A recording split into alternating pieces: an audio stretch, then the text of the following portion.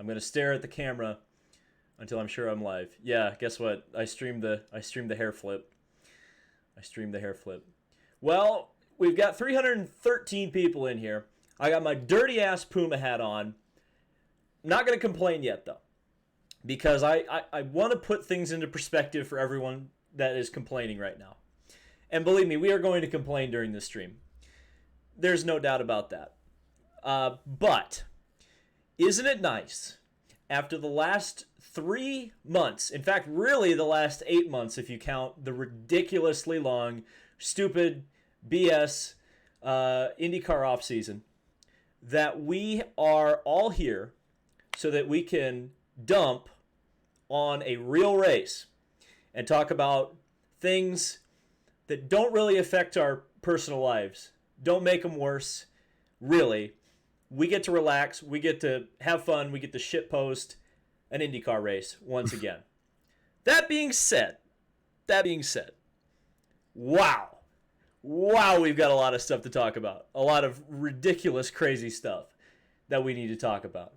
First things first, I do have to plug. I have, as you can see on the bottom of the screen, Monday, 4 p.m., we are launching my merchandise. Yes, merchandise is finally happening on this channel.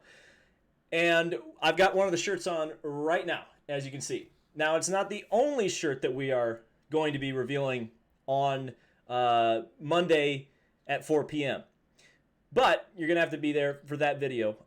I've worked very hard on this. I've turned some other deals down that I didn't feel were right.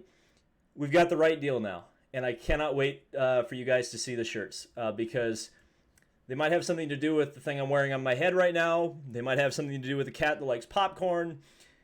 It's a good thing. It's going to be cool. It's going to be good. So, Texas. Oh, Mr. Antiant, super chat. Thank you so much, Mr. Antiant.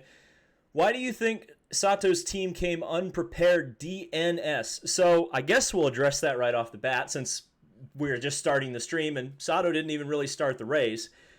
I mean, it's just the COVID thing. And ultimately, that's going to be a lot of what we talk about in this video when we're talking about why things weren't as good as we maybe wish they were. Because you look at, with the social distancing stuff, with the lack of, with the restrictions on how many staff a team can bring, were they ever going to be able to get that backup car ready to go after crashing that heavily in practice, or qualifying, sorry, on a one-day show? Probably not. And I think, you saw NBC kind of pushing the one-day show right at the end of the broadcast. I think this is the exact argument why it shouldn't be a one-day show, is because when somebody crashes, you start the race with 23 cars, and really we didn't even start with 23 cars, but we'll get into that in just a second. Real quick, I do have a guest, at least one, maybe a couple more coming throughout the night. 410 people watching now. That's incredible. But Racing Nation TV, Kyle Cuthbertson, we just got a super chat. I'll read that just after he gives his own plug. What's up, guys? Go check me out on YouTube, Racing Nation TV. I might stick something in the chat, but yeah, interesting race. Definitely a lot to talk about. Okay, so GN super chats with 2017 Texas reconfiguration has produced mediocre racing at best for NASCAR and IndyCar. Very frustrating, but happy that IndyCar is back. That's very succinct. That's probably a lot more succinct than my actual thoughts are going to be. Wow, we got another super chat from Dylan Haug. Says, make TMS great again, bulldoze and replace 1 and 2. I completely agree with you. I think, and again, we're going to talk about it in more depth, but since you've mentioned it here with a super chat, yeah, I mean, the situation right now with Texas Motor Speedway is not ideal by any stretch of the imagination. And I think, did it need to be 18 lanes wide? And I do not understand, especially for stock car racing. Maybe you could have explained it away if you were making the change for IndyCar racing. You say, hey, we're going to make it look more like Michigan with lower banking. But it hasn't improved the race for either series, and I just don't get it. Wow, the super chats are rolling in right now. I love this next one. Goodfoot and Friends with a yellow super chat, by the way, says this false yellow brought to you by Liberty Mutual. Yes, Thank you, Liberty Mutual. They need to Taurus, ban yellow advertisements on the ticker. we If do. you don't That understand that joke. that scares the crap out of me on super Yeah. speedways. Every time that Gamebridge one comes on and the entire ticker turns yellow, I get so mad. I'm always expecting to see like a car upside down and on fire every time I see that. Tara says Kentucky Speedway put up a poll for an IndyCar race. Yeah, somebody DM'd me that. Boy, just don't put traction compound on the damn track. They're I would be so mad if Kentucky, like, I guarantee Kentucky is just like toying with our emotions. That is just not right. Well, that is not right for them to do. Kentucky also reconfigured and in some respects ruined their 1 and 2. So I'm just saying. All right, real quick, we need to go through another super chat. Another super chat. Wow, GP Laps. Oh my God, I love GP Laps. Definitely subscribe to GP Laps. He says it's a safe race. Be thankful for that. I completely agree. I completely can endorse that message 100%. Thank you for bringing that up, GP Labs, because I think so many of us, I think, throughout history, I'm guessing it was this way in the 30s, is when you have an IndyCar race on a high-speed oval and everybody comes home safely. I think it's a win. And so, hey, guess what? We'll talk about it later. Again, it's one of the many, many things that we need to talk about during this video, but the Aero screen, I didn't really see any issue from that. I mean, the drivers looked awfully sweaty at the end of the race, but outside of that, did we hear any complaints about the Aero screen or anything? I don't remember if there was. Okay. Speaking of, let's take a look at the results real quick because I think we need to mention it. So I haven't done the whole field, but if you watch the video tomorrow, you will see a full field rundown in this style. I did do the top 12, though, which is half the field. Scott Dixon, dominating performance. Starting second, was really the only guy who looked like he could pass people at will, and even when he got into the lap traffic, again, another thing we're going to have to talk about, he was unable to do so, but it was a dominating victory for Dixon.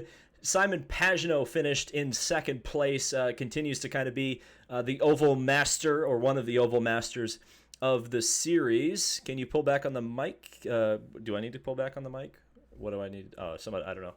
I guess I'll move the mic away from my face. I'm sorry if I was blowing people's ears out. Joseph Newgarden finishes third from the pole position. His car was junk, it looked like, through the entire race. And again, that's another one of the storylines we need to talk about, is the Penske cars once again eating their tires for breakfast. Zach Veach, great result there. And I'm sure I think Kyle was watching throughout the entire race on Zach Veach. How about you talk a little bit about Zach Veach while we got the opportunity? You had the call earlier with Dixon with your boring pick to win, but I mentioned it after practice today when Veach was top 5, that he struggled here, and as you can tell, I've kind of lost my voice. I was very happy for Michael Cannon getting the dub today, but bias. Yeah, not really. I mean, bias. Come on. Bias. But anyways, Veach has struggled here. It's his favorite track, but he's actually ran well here, but he just hasn't been able to finish the race. And he finally, put the whole race together at Texas, and he comes home P4. Kind of surprising. I thought he was going to be able to work past these Penske cars, which is the Penske cars are a whole topic because they really struggled, but somehow ended up to be here. But man, Zach Veach, super chat. Hell of a run. James Gentry says, I'm not too upset with the quality of racing considering that there was little prep. My complaint is the lap cars being involved in the late restarts. Yeah. Oh, we'll talk about that. What was, yeah. Oh, yeah. Okay, we need to, yeah, we'll get to that later. That's part of the reason Stay I've got tuned. the Puma hat on. My opinion might surprise you a little bit, but maybe it won't, actually. But it won't. I know you're going to have the boomer opinion. I have the boomer opinion, but I also agree that IndyCar needs to be criticized for it because it's their rule, and they need to follow their rule. Yeah. But anyway, we'll get to that. Ed Carpenter, a fantastic position 5. Wrecked the car, if you'll remember, in the one and only practice session. His teammate couldn't stay away from the wall in practice or the race. A stressful weekend, I think, certainly for Ed Carpenter, because he's not only the driver, but he's the team owner. But again, I think that's a great result. Once again, proves that Ed's one of the best oval track drivers in the series, as far as I'm concerned. And I think we should also say that Connor Daly is one of the best oval track drivers in the series. another fantastic result at Texas with Carlin Racing. 6th place, and that's legit too because he was passing people. So he was in the top 10 for the majority of the race, and he started deep in the field. That's the It impresses me, any of the drivers who started near the back and qualified poorly. And I'm sure that with the track position race that it was, I just wonder if a guy like Connor would have started further up where he might have finished otherwise. Because there were some other performances. We'll talk about them here on the second page. But I do want to say 553 viewers right now. Thank you guys so much. 144 likes. You guys have been awesome with these streams so far, especially considering it's 11 o'clock. Oh, wow, we're getting a lot of super chats here for a second. Mr. Anti-Ant says, should IndyCar consider double file restarts? So they tried them before. They were exciting, but I think the drivers thought they were too dangerous. So that's probably why. And double file restarts wouldn't have helped very much tonight. Team owners hated it. The drivers hated it. It was just... Yeah. And just think, double file restarts would have screwed anybody who was in the top lane this race. And I don't think that's I don't think that's fair. Unless you wanted to put the lap cars on the bottom, maybe that's some way you could do it. Maybe that's a little more fair, but I wouldn't put lead lap cars side by side. Sean Seamus, I think I said that right. Would running later or stages be better for this one? That's bait. Asking you about stages. It's definitely bait. Stages, no. No, because I don't think mandatory yellows make races better. Well, technically, they had that one mandatory yellow when they threw the phantom debris. Yeah, we'll talk about a lap that. Before the 35 lap. Yeah, funny how that happened. yeah. But running later, I think that's an interesting. I mean, I know that's bait too. I mean, you're trying to get me triggered by making fun of me always bitching about noon starts, but I think in this case and stages. It's a twofer. Oh yeah, it's a twofer. But I mean, if you had started later, it might have been better for this race. But that's just because that I think the cool conditions would have helped a little bit. James, again, with another super chat, says, also IndyCar and NASCAR doubleheader might not be that good idea since the traction compound hurts the Indy cars and NASCAR seems to love it. I don't know if NASCAR, I mean, they love it, but I don't know if it makes the racing any better for NASCAR. Well, you don't have to do, I mean, like they're not going to use the traction compound at IMS ever. So. Oh, yeah, I mean, no. and did they use it at Charlotte? They did. And it made the race hard because what happened was they didn't run in it, they didn't activate it, and then when they started running in it and when they activated it, it went from a one groove racetrack on the bottom to a one groove racetrack in the middle. So it didn't make two lanes. It just made there was always a dominant lane. So I didn't see the benefit of having traction compound there. To be honest with you, I think naturally rubbering in the groove is better because you even saw in this race once the groove wasn't huge, but you could fit two cars underneath that traction compound. Yeah. And once that rubbered in, cars were able to pass each other on the outside. So imagine if that traction compound hadn't been there and you would have been able to have a little bit wider lane, you would have been able to run cars side by side pretty easily. Taurus, again, the car package with the aero screen looks strong and would have been in a very exciting race if even one turn at TMS had more than one lane. Yeah, I'll be honest, I didn't notice a difference at all with the air. It didn't look like the aero screen really affected the racing one bit. So I think from that perspective, I think it was a total success for the aero screen. I think it was a total success, and I'm no longer worried about it because I think this was the race that everybody was worried about with the aero screen. We get to this race, it goes off without a hitch, not a problem, not a single problem. That's been reported anyway. There could be something that comes out. Some driver could light up social media, but I don't see it. I don't see it happening. The only thing is it's hot, but these drivers are paid the pig bucks. No, they're not. Newsflash. Well, okay, they get to drive Indy cars. They get to leave the house, and I do not. Yeah. Make sure Jacob Abel isn't in the Discord too, because I told him to get on, but we'll see. Oh. Let's go to page 2 here in just a second. Okay, page number 2. Was there anything else we needed to talk about? I need to make sure. There's a super chat. Another super chat. Did I miss one? Oh, Mr. Antiant. Did you feel that PJ1 or Texas itself was the issue? So, okay. It's a combination of a lot of things. This is my personal opinion. The PJ1 scar, I guess it's incorrect to call it totally PJ1, though implying I don't see how that was totally washed away, and I don't think it was. So the PJ1 definitely hurt. The Texas reconfiguration also hurt a lot. I think that's the biggest part of this whole thing. But we also have to factor in the fact that Firestone had to delay their tire production because of COVID. Now, should all that onus be on Firestone to have to build a tire to get around the track for the track being not very good? I think that's unfortunate that we have to put all that pressure on Firestone.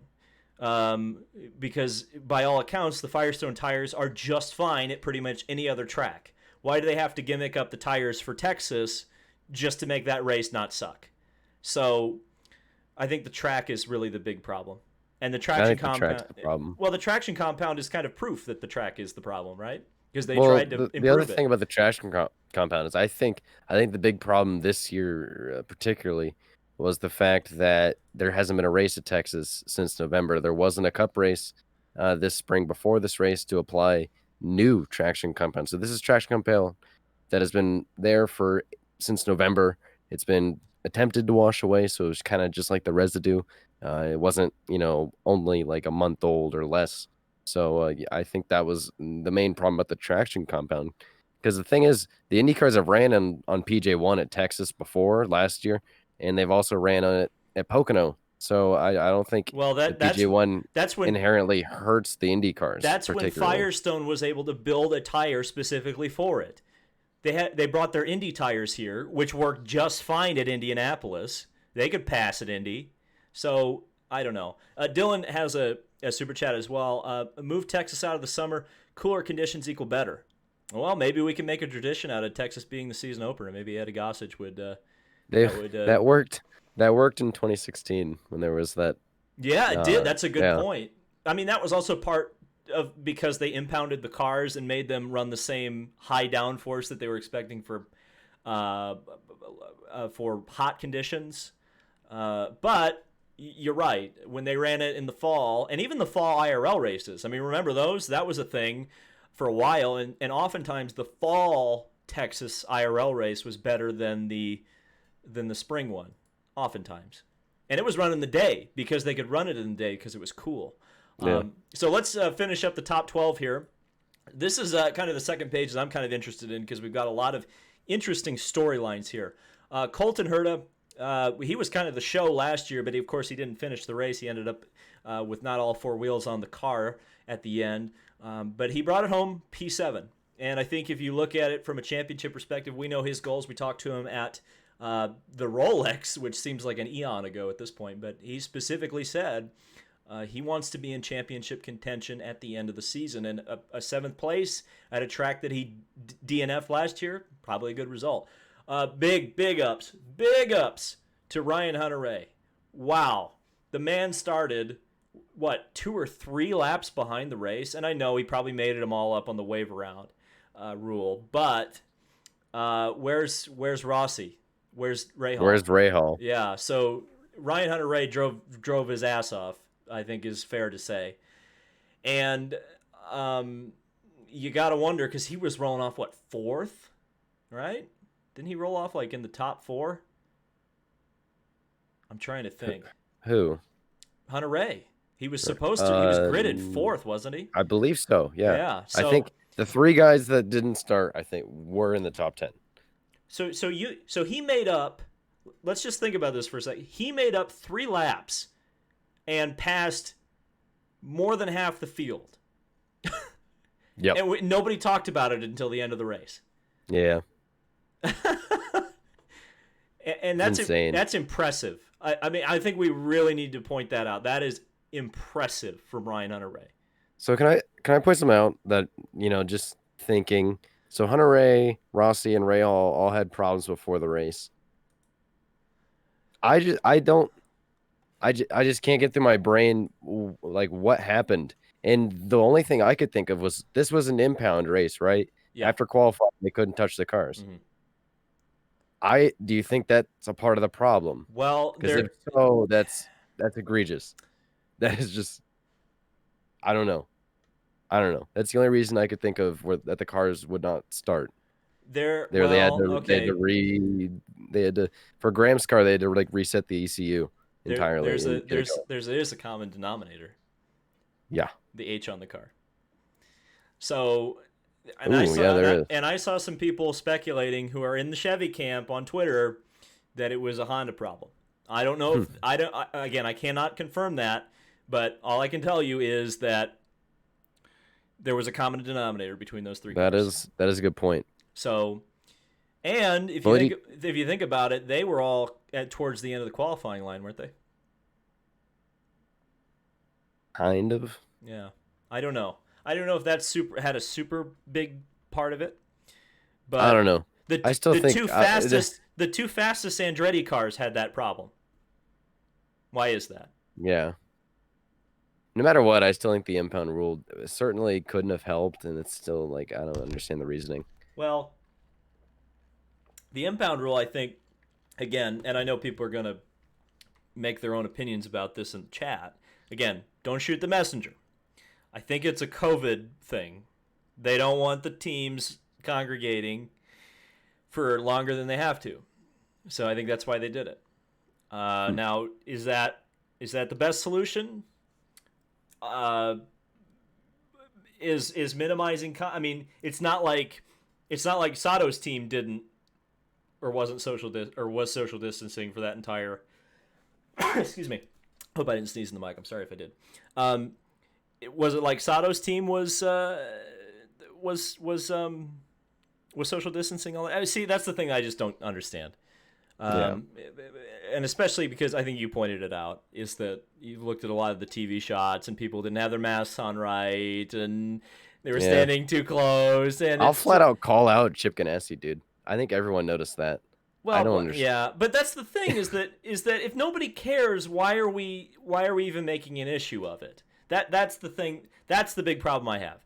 Either enforce we're gonna get to this. Either enforce a rule or don't. There's really no middle ground. Especially There's a common theme. There's a common theme there. Mr. Antiant, again, dude, you are making it rain right now. Diff, PT, Townsend, which commentator do you like best? Oh, PT for the memes. PT is Townsend, funny. Townsend is good, but PT for the memes. I like Townsend's analysis though a lot. PT's funny. PT's a good one-liner guy. David Land has COVID confirmed. Don't you put that evil on me. Diffie is like good, but like I don't know. I love the guy, but I don't know. Sometimes, and again, I like Lee Diffie, so don't be making any drama out of this. But I think he the big problem I have with Lee Diffie is he's kind of a cheerleader. He's kind of too much of everything sunshine and puppy dogs and rosy, which by the way is why it works with Townsend and PT because they're pretty cynical, so it works. But when he was with like Calvin Fish on the Grand Am things, it was like, oh my god, this is a love fest about Jordan Taylor for 2.5 hours. I can't watch this. But yeah, this is Rodney Sandstorm. No. This was pre-Rodney. This is when he was just Wayne's son, and they just were constantly talking about how great he was. Oh, he's a 16-year-old kid. Oh, whatever. I don't care. We should keep talking about this this list because we haven't even gotten through the list I did make. Oliver Askew. Now I have to admit, Oliver's a subscriber, so I can't be too glowing biased on their. I can't. Yeah. See. Okay. You did it to me earlier. Biased. Well, I know. Oh, well, I'm admitting it straight up. So I like Oliver. He's a good kid, and clearly he's very talented. I said it at the beginning of the day, and when we were talking about rookies, I want the record to show, Kyle. I said the and GP Laps hits with the super chat and says, personally, I miss Jan Beekes. Yes. Damn right. Boy, the pit reporters left a little bit to be desired this day. But Oliver, I said, he might not be the absolute fastest rookie right now, but he's the most consistent. He passed his teammate, Pato, and he outlasted the other 2 rookies. So, and he got a top 10 out of it. Was he flashy? No.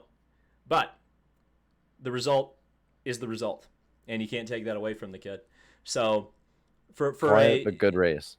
And the guy got thrown in the deep end.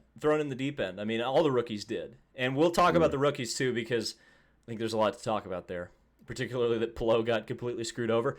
But, yeah, Askew, great day. Great day for that guy. Tony Kanaan.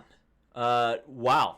I thought it was going to be a really good day for him because he really was flying. It looked like he was going on that start, and then he backed off of it. And I was like, I would have liked to have seen the old Tony go out there and put a big move on everybody. Yeah. But he didn't. And it was probably smart. But apparently the post-race coverage said he got a speeding penalty, or Tony said he got a speeding penalty. So that's why TK fell back, because he was running well within the top 10. He didn't look like he was a super legit contender. But if you look at where some of the other guys came from in the pack, you start thinking that, hey, Tony maybe would have gotten a top 5, top 10, something like, or not top 10, he got a top 10, top 5, top 3, somewhere around there. You never know. Charlie Kimball still this got is great. P11 despite wrecking. I thought this is what's great? This is fantastic. What? This is Charlie Kimball. Okay. Uh-oh. Here we go. Like 6th all day, was flirting with the top 5, had an amazing run. Okay. I mean, P11 at the end. I mean, since he was running 6th, inside top 10. I bet 11th wasn't, the what he was hoping for. But it's just crazy to me how he finished, had a great day, a very awesome day, but then also finished in a very respectable position with P11, but also crashed. Yeah. That's insane. That's the story of this race. Well, when he was running 4th and passing Penske cars, yes. I literally tweeted that AJ's going to adopt him because he's doing this at Texas. And yeah. He's going to be Charlie Foyt in a second, because when was the last time we saw a Foyt car that competitive at Texas? It was crazy. I was like, what the hell is going on here? And it's it's Charlie Kimball too, who everybody always craps on. Always. I think that's probably the best run I've seen the 4-car have when it wasn't raining.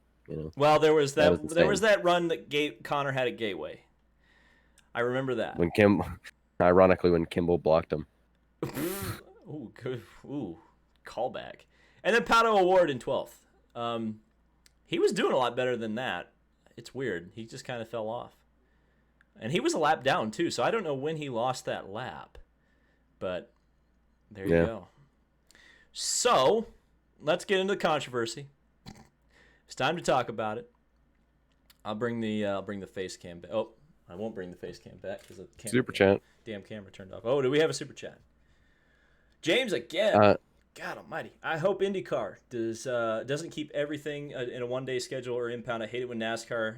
I hate it in NASCAR as well. I don't know why fans love it.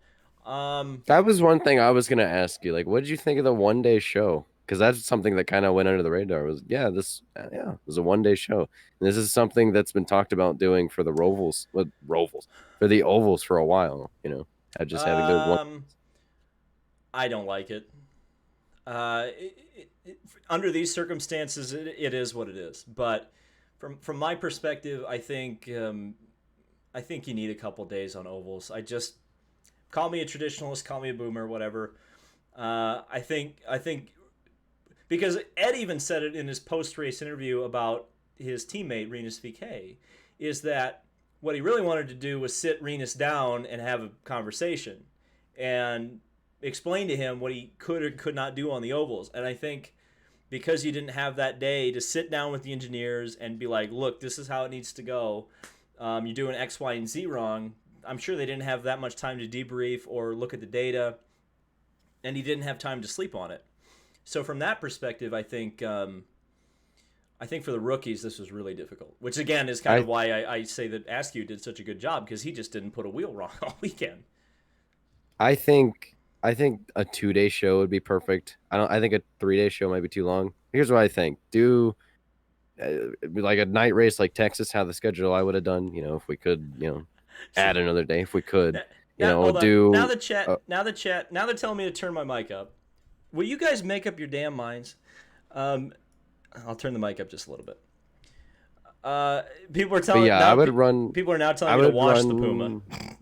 Wash the Puma. Am I washing it or am I not washing it? The qualifying chat was telling me not to wash it, and now definitely wash it. Definitely wash it. But anyways, I would run like a midday practice on like Friday. Do a night practice on Friday, so then you have a night session, and then I would do the same thing we did today. You have a practice before qualifying. We bang out qualifying, and then you have the race. Maybe do things a little earlier. Maybe have the practice a couple hours earlier. Maybe have qualifying not as close to the race, because then you have a situation like Sato where they couldn't make the grid. But yeah, I think a 2-day show for something like Texas or maybe Gateway would work. But I think the 3-day show might be a little. Might be a little too much. Brett Hermson says, bring back Jamie Little, Jack Root, and Jerry Punch. How do we feel about that hot take? Oh God! Now the chat I like Jerry Punch. The chat is debating the wash or wash half of it. That's a compromise. Wash it, musky Puma. I don't know if it actually smells. I haven't smelled it, so it doesn't smell to me. I bet it does.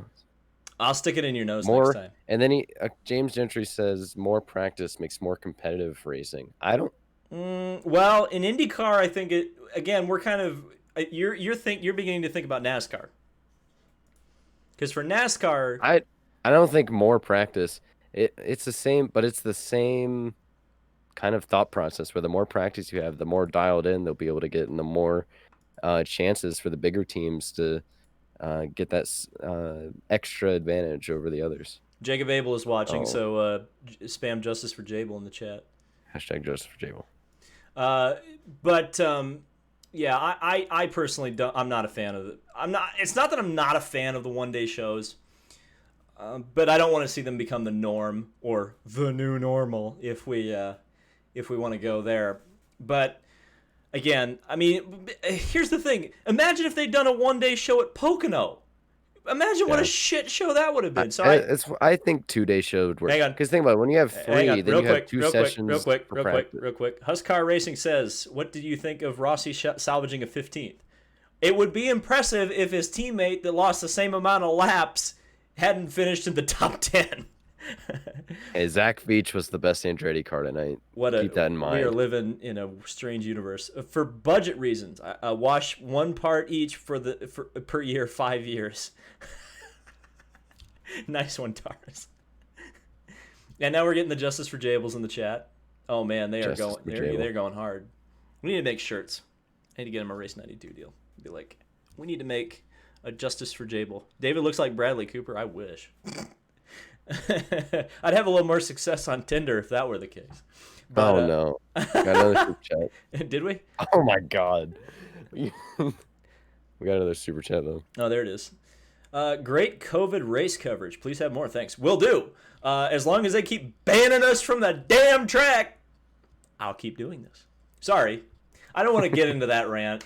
I will just say, we are talking about Texas, and we got a lot. That's more like a hidden Facebook group chat shitposting type rant to have. Well, no, it's not a rant. I would just say this is that it really crushed me. I'll be honest. I honestly lost a day of productivity because I was literally like depressed the entire day when that news hit, and also it sucked really bad to have that news hit in the middle of what we're going through in this country right now, because it's really, honestly, it's really like stressful and sad to see what's happening, and to have that pile on top of it, it's just it's tough.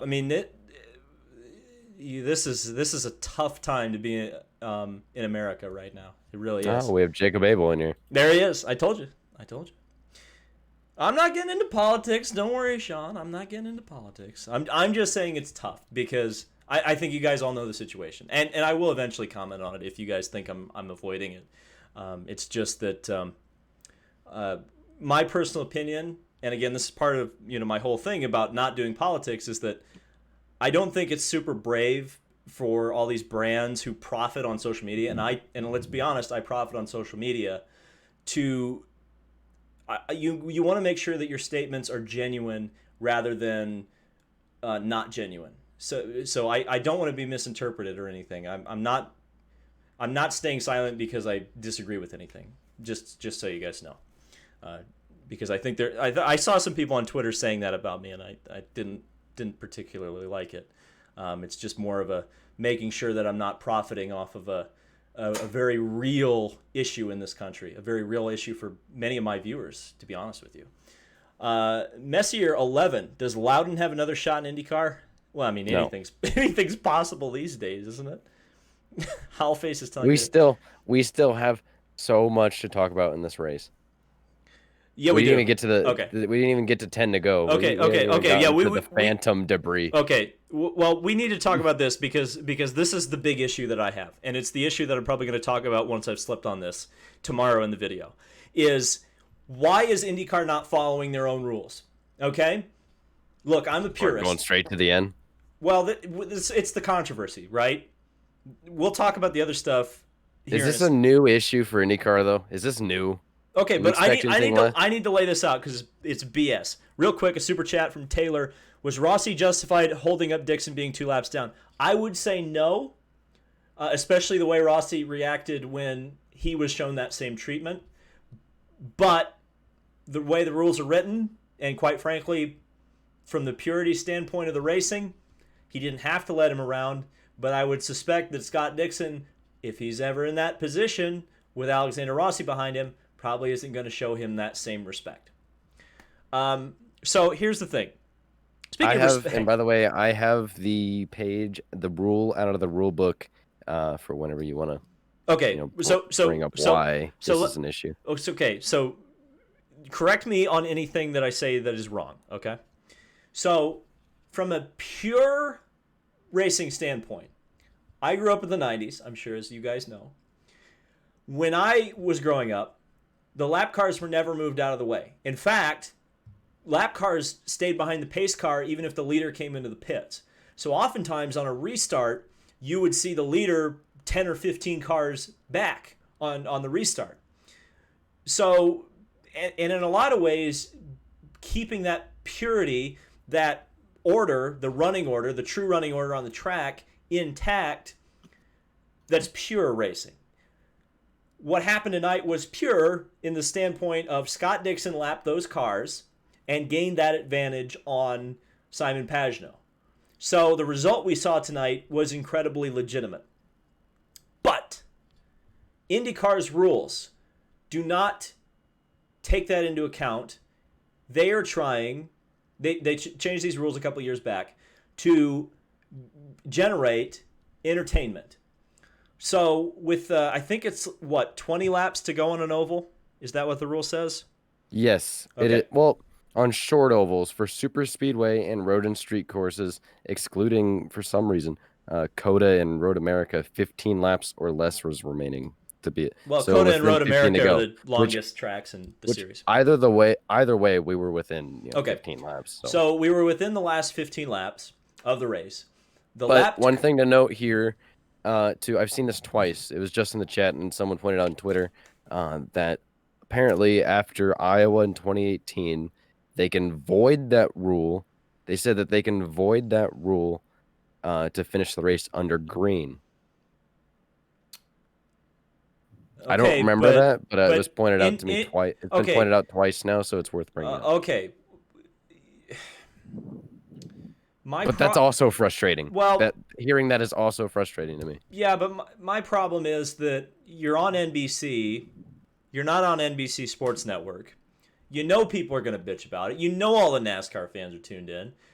If you've got the rules on the books to throw the damn red flag and get a green finish with the lap cars out of the way, why not do it?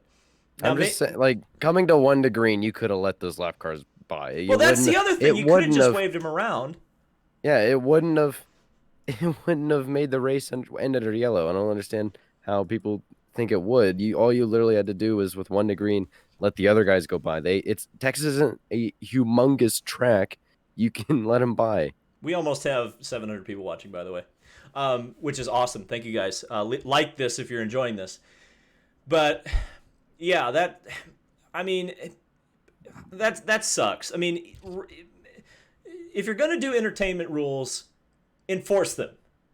Because otherwise, if you can just play fast and loose with the entertainment rules, why have entertainment rules in the first place? I would, as a race fan, and again, I may be in the minority, I don't care. As a race fan, if you're going to have a pure race, I don't have to see the lap cars get waved around. As far as I'm concerned, the track shouldn't suck, and you shouldn't have an entire groove of the racetrack that's undrivable so that the faster cars can actually pass the slower cars, and you won't have to wave cars around just so the leaders run together. That'll happen naturally anyway. That's the thing I don't understand at all. Why did Say I it get louder for the people in the back. Why did I get it? Is that Braden Eves? That was Jable. Oh, that's Jable. Jable. What are you doing in here? Jable, you told me you couldn't come on. Hey man, I was really tired, but I was watching it and the discussion was getting heated, and I needed to voice my opinion. You've got several. heated. You've got several things. You were DMing me that you were mad about something else. Jable, hold on. I want to say spam justice for Jable in the chat. Jable, you start ranting because I want, while you're ranting, the chat to be going crazy with your hashtag in there. Well, I mean, it wasn't really a rant thing. I don't know. I feel like a big thing was, I don't know when and where this whole 35 lap rule on the tires came from. I mean, I've always liked it in IndyCar. I mean, it makes it interesting when people stretch the tires, but it feels like we were getting limited from the tires this time opposed to fuel, which it usually is.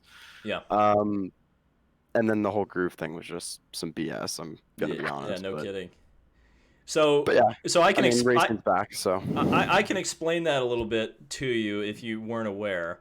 yeah, So, no, do you know? Because I don't want to. No, I don't want to talk. Okay, I don't. Please go for it. So with the shutdown, Firestone wanted to build a new compound for Texas, and they couldn't. And So they had to for the Aero Gotcha. screen, because the Aero screen adds an extra like 40 to 60 pounds. So Yeah. the tire before, so they were running on a tire that was untested with the Aero Oh screen. my God, are you seeing this chat They're right not now, ready. Jalen? Okay. But yeah, that makes sense. So yeah, that's Well, and you saw too. But what didn't make sense to me is on literally the first stop, you had 4 guys who went to 36. Like, was it not clear, Yeah. guys? Yeah, no, and I then, saw that. And then And mid-race, did they get it penalties for explained to that? people that an official said that the yellows didn't count towards the 35 lap rule. Was there a yellow? I feel like this wasn't explained. Was there a well yellow? enough. Was there a yellow before the first pit stop? No, though? it was after. Well, then why were there cars going 36 during- laps that weren't I penalized? don't know. If you rewatch the race, whenever, like Veach, Ericsson, someone like 4 guys went pit on lap 36. Well, hang on. Is that the way NBC was counting the laps though? Because if IndyCar counts the laps differently than NBC does, and the end of 35 is counted as 36 for NBC's sake, maybe they did 35, but then they were on lap 36 and they pitted in. that would be my interpretation of That's it. the only way I could see it, because it's like lap car, and somebody said lap cars pit on. They didn't though. No, it was like it was Veach lead and, lap cars. Veach and it was Kimball lead and lap. It was that whole group that like benefited from it. Newgarden, and by the way, Newgarden didn't do 36. He did 33. No, Newgarden. Well, here's the thing, and we need to talk about this: is that Yeah, it's we can get into always Penske, always Penske. They have always stiffer. They have stiffer dampers. but they don't That's do why. that. Doesn't happen They at have Indianapolis though. They have stiffer dampers, and they Uh-oh. do this at Texas Hold on. every single year. We got a super chat before we get into that controversy, which is also controversial. Which says, if the teams clearly didn't social distance, why no fans? Well, I can answer this from. I'm not gonna say anything about that. I can answer this actually the way I think IndyCar would answer it, which is the teams all came over on a charter flight. They were all together. If one of them has COVID, they're all going to get COVID. The difference is that if you bring fans in there, they're all coming from different places. They've all congregated with other people, and they're all going to go back and see other people. I mean, it's not that it's. I understand why the decision is the way it is. Do I necessarily agree with it? But that's why it is the way it is. So I understand that. Royal Stygen says, "Are we all going to ignore the fact that PT and Rossi said Rossi had a big hose?" I missed that. I missed that one too. Was that during qualifying? Because they were talking about I think Herta having a big hose too. If someone can find that yeah, clip, yeah. if someone can find that clip, please post it on Reddit dash don't forget the heat, please. Or just send it to me on Twitter. We'll get it. If out we're there. speaking quotes, did anyone else see in the post-race Connor Daly's interview? He said she was looser than a herd of turtles. No, I didn't. I don't know how I missed that because I watched that interview. Yeah, it was funny. He like just slipped it under his breath. He was like, "Then we go on the restart, and she was looser than a herd of turtles." Between that and Ed's interview, man, that's entertainment. That's entertainment. Well, Ed's interview. Cornering us apart, kind of. He was like, "Oh, we're disappointed in our son." Oh, here." he threw him under the bus, which was kind of surprising. Another thing to think about is you wonder how he feels. You see road course boy teammate Connor finishing right behind him in sixth. I'll say this: somewhere, Spencer Pigot is laughing. I'm just saying. Spencer Pigot's going, ha ha ha. I probably wouldn't have done that. But yeah, well, let's talk about that. Rinus VeeKay did not have a very good debut in IndyCar. And I don't want to crap on him. And I don't think that would be fair because I think there were too many people crapping on him. Oh yeah. I think people were being a little bit unfair. I do. Yeah. Now I feel bad for him. I mean, oh yeah. Well, honestly, he put it. I mean, he made some mistakes. There's no doubt about it. Yeah. But rookies are all going to make those mistakes. Now, did he do it in a very high profile way? Yes. Did he do it in a high profile way twice? Yes. Did he take out an innocent driver? Yes. There's a lot of things to criticize. But I think at the same time, you know, and you look at how good Oliver Askew was today, I think you can't just say, because it wasn't like VeeKay was very far off of Askew either in Indy Lights. So clearly they're pretty close on talent. It's just, for whatever reason, Rinus just didn't have a good... And keep in mind, this man was like quarantined in Mexico City for 2 weeks. So he went through a lot to get here. And we shouldn't just crap on him because I don't think that's a very nice way to introduce the guy. Really quick, I got a super chat from Dylan Haug who says, could have let season ticket holders like me distance. Again, I don't disagree with you. I'm not the one running the show, though. I'm not the one running the show. So, yeah, but the guy I feel worse for is Alex Palou. Yeah. Boy, oh boy. Boy, oh boy. Because I feel bad. I feel more bad for the guys who couldn't even start the race. Well, we need to like talk about all them. Yeah, that. Well, okay. So let's talk about Palou first, because he got screwed over and it wasn't his fault, and I think he was doing exactly what he needed to do. And that was, and again, it was kind of went back to my whole rookie analysis at the beginning of the day, where I kind of said I thought Askew was going to be the most consistent. VeeKay seemed like he was the fastest, but he was also the guy who was going to make mistakes. And Palou was kind of the guy who was our X factor. And he's still an X factor because we haven't seen him finish a race yet. But it wasn't his fault, so there you go. Mr. Anti-Ant, again, Ed's always been over dramatic, 17 years and 3 wins. Those are not my words. Big yikes. I had to read them. Come on, Ed's cool though. Come on. God Almighty, my camera. Butler alum. There you go. Yeah, Yes, Butler Bulldog. Okay, so yeah, the guys that didn't start the race, that was so. How do we feel about the penalty? That was the thing that I'm interested in. So stupid. Didn't they give him a drive-through? Yeah, they gave him like a. They made him go back. They made him go to the back of the field. And a drive-through. Yeah. And a drive-through. It's just like iRacing. It's so stupid. It's so stupid. Yeah, I don't know why my camera does that. There's probably some setting where I can set it to not turn off. So it's just like remember Pocono last year when Hunter Ray and Rossi Way they were able to get out, but they like penalized him like 30 laps or something, and it was the same thing where it was unapproved adjustments. Like, oh, that's right. I forgot about that. Yeah. Well, but that was working on the car during a red flag. This wasn't a red flag. But it was because it was an impound race, right? I mean, that was the reason that they couldn't work on the cars. Yeah, that's why they got penalized, because it was an impound. Yep. which I don't know. This is why I don't like impound races. Again, that's one of a million reasons to not like impound races. well, I'm that's not the part. only one here who doesn't know what impound races are. Basically, Oh, after okay. qualifying, they can't That's 'cause touch some of the the chat car. might know. They Oh, can't oh, touch the okay. car until the race. Yeah. So it's like Park for May, sort of. Yeah. Yep. Well, that's exactly what it is. It's Gotcha. it's just American word for it. Wait, I didn't know. So that's a thing. Where like are all the races? Obviously, all of them. are like Not I think it was just IndyCar. for today. Just for I think today. it was just for today. But that's how it is in NASCAR. That's the NASCAR. super speedways. Gotcha. No, NASCAR does it at all their tracks. They can't change from qualifying to the race. They can't do qualifying setups. IndyCar can do qualifying setups, but NASCAR can't. And that's part of the reason why people have kind of I've thought that people have kind of liked the NASCAR races without the practice is that the teams essentially have to guess on the setups, and you have a lot more variety when the teams have to guess. In NASCAR, IndyCar, I think it works much better when the teams have their own special practice and qualifying and race setups. Right.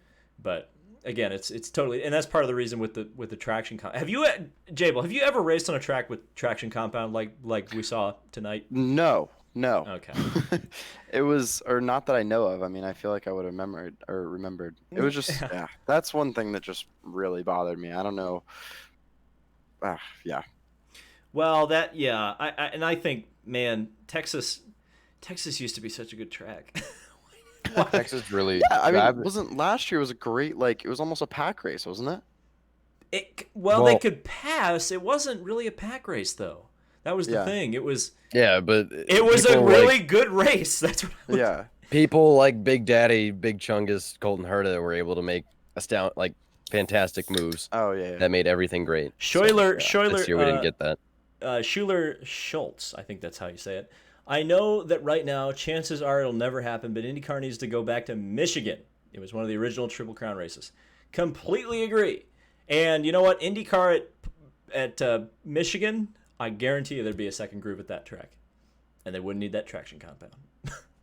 But well, they actually don't they lay down the traction compound in Michigan? But they put it like up next to the wall, don't they? IndyCars don't run there. It's like I feel like it's kind of the same as. Is it? There might be more room on the bottom at Michigan. I feel like there is, and also I think, and also Michigan isn't as high banked, so it wouldn't mean the car wouldn't get like totally destabilized, right? Mm-hmm. Because there would be less force theoretically.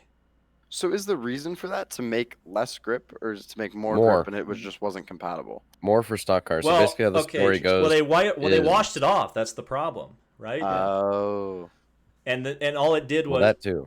And we saw a thing that Newgarden. There's several different speculations about exactly why it was slick. I saw Joseph Newgarden's, and he said that because it was darker, it got hotter. So the pavement that was white, which was on the bottom, was cooler, and they could run on that easier. But that's weird. We got a couple super chats I got to get to real quick. Also, I remember meeting you that one day at the IMS Museum. I was the one who called you out, and you ended up chatting with my dad. Yeah, I remember you. I think we're Facebook friends, aren't we? But yeah, it was nice to meet you then. I do love meeting people at the IMS Museum. It always happens every time I go in there. But I love being in there. And I don't mind if you say hi to me. Especially because most of the time it's when I'm around the Buddy Lazier car. People put two and two together. Firestone said traction compound was 15% less grip. Yeah. Damn. That's like modding an R-Factor track. Yeah. It's like going by the percentages. So Did you guys already talk about Hanford Rosenquist? device? We haven't even talked about Rosenquist. How have we missed that? Yeah. Oh, you can lead off. You can lead off since you brought him up. Oh, I just felt bad for him. I mean, he had such a good run there. I mean, at the end of the day, I guess it was his mistake, but I mean, he was going for it. There was, I don't know how many laps left, but less than 20. I bet you It Chip. was on that last stunt there. Yeah. I bet you Chip would have wanted the 1-2.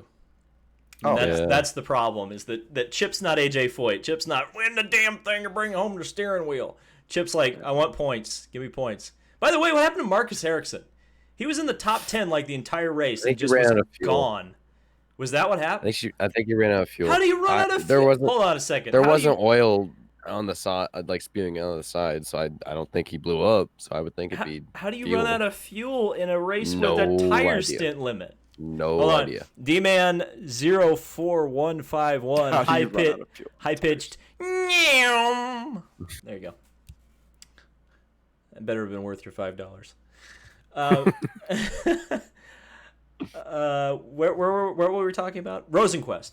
How do you run out of fuel? We're talking about. that too. Ericsson. Yeah, that's well, yeah. How did he run out of fuel? That's the question. If that is the case, but Rosenquist was the show. Dixon was too. Those two Geneysis cars, man. Michael Cannon makes a difference. Believe it or not. Yeah. Dude, Michael Cannon. I'm so happy for them. First win for Michael Cannon since it was either 2007 or 2014 Houston. So, yeah, Wow. big transition for MC. Lone Star Rail Fanning. 2017 was the last great IndyCar race. 2017 Texas. I disagree. That was something. That race was a thing. I don't even know if I would call it a race. It was a thing. Remember Tristan Vautier leading laps? I also remember him being one of the guys who was caught up in a 10-car pileup. That Tony Kanaan got penalized 5 laps for, but there were mandatory cautions. Therefore, Tony Kanaan was able to get all his laps back because the IndyCar wave around rule is crap. Remember Chip Ganassi talking a bunch of crap against Hinch, and then that's adorable. Kanaan, yeah, and then Kanaan. I love that 7-Eleven car. We need more 7-Eleven. 7-Eleven, please come back. Sam Coatsworth. Can we please acknowledge Chip Ganassi riding dirty on his officially licensed Scott Dixon moped? Hey, Somebody make that meme. So Somebody make that meme. I expect see that meme in my Twitter mentions in the morning. Make the meme. Anyway, go on. Reddit. Don't forget the heat. There you go.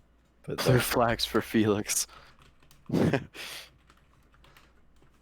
What about Felix? That was a super chat. Super chat. Oh. Blue flags for Felix. Oh, there you go. I missed it. Yeah, blue flags. Man, it sucks when... This is the thing. Oval track racing is so good with Indy cars when they can pass the lap cars. When they can't pass the lap cars, it is the worst. It is so bad. But I think it was really exaggerated here too, just because there's literally one groove. Yeah. Like you could kind of go too wide, but you can't just like go to the high side and go around a lap car that might be on like new tires or something that are slowing. Mm-hmm. So it's that was what was so annoying about it. Just it's frustrating, and I can't imagine how frustrating it is for Scott Dixon to be that much better than everybody else and just be like, oh yeah, willpower's slightly kind of close to me on pace. I'm just not gonna be able to pass him for 20 laps. I mean, anyone. I mean, you heard, I think it was Rossi before the race said Colton was the fastest Andretti car, and he was just stuck in that 7th to 10th sort of range the whole entire race. Whether he would get a spot here or there just because of pit stops or whatever it may be. I got to shout out the viewers right now. We got 641 watching live right now. That is crazy. And almost 300 likes. That is insane. Thank you guys so much. At 11:30... Let's get it up to 400. 11:30 at night on 3 young men talking about IndyCar racing. That is crazy, man. That is crazy. Thank you guys so much. I mean, this is prime time right here. David calling himself young. Some people thought I was really old when I said I was born in 1993. It's weird. Nobody can guess my age unless I tell them. They either go way too young or way too old. It just depends, and it honestly depends on the social circle I'm in. If I'm with a bunch of older people, I age up. So people think I'm like 30, 35. God almighty, the camera turned off again. People think I'm, like 35, 40. Or if I'm with, some younger guys, people think I'm 18, 19. It's just like, no, I'm 26. Right in the middle. All right, I got to listen to the chat here. Everyone's saying talk about Santino. Oh, it was for the fans. That was the joke I made. I was like, I knew the fans wanted me out of the race because it's the consensus around everyone. So I did it, man. So for the TV, I think what people really want to talk about with Santino is was it all engineering? And I don't think we totally know that answer because he wasn't like he was horrible. And again, it was hard to pass. So I would like to see him at a track he did really well at last year, like Gateway, before I made that. Because I think if he's fast at Gateway again, it's not, totally. Oh, there we go. Global Racing Index Database. Were you surprised Felix Rosenqvist didn't pit earlier when Dixon was slowed by Rossi, or was the speed difference not big enough for the undercut? I don't know why Felix didn't undercut Dixon.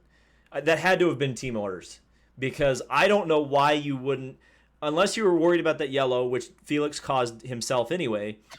Why would you not split that final segment in half? That was the thing I did not understand from a strategy standpoint. And maybe somebody will be able to explain that to me, but yeah, whatever. S. Blakely says, late night with David Landerman. Keep it going. Okay, will do. Well, now you need to grow the Letterman beard now. Oh, dude, I did that in the second off season. You know how they like, there's that meme about what is it, Lord of the Rings, where they're like, second breakfast. I do not want second off season ever again. That was miserable. And by the way, I do want to say this again. I said it at the start of the stream.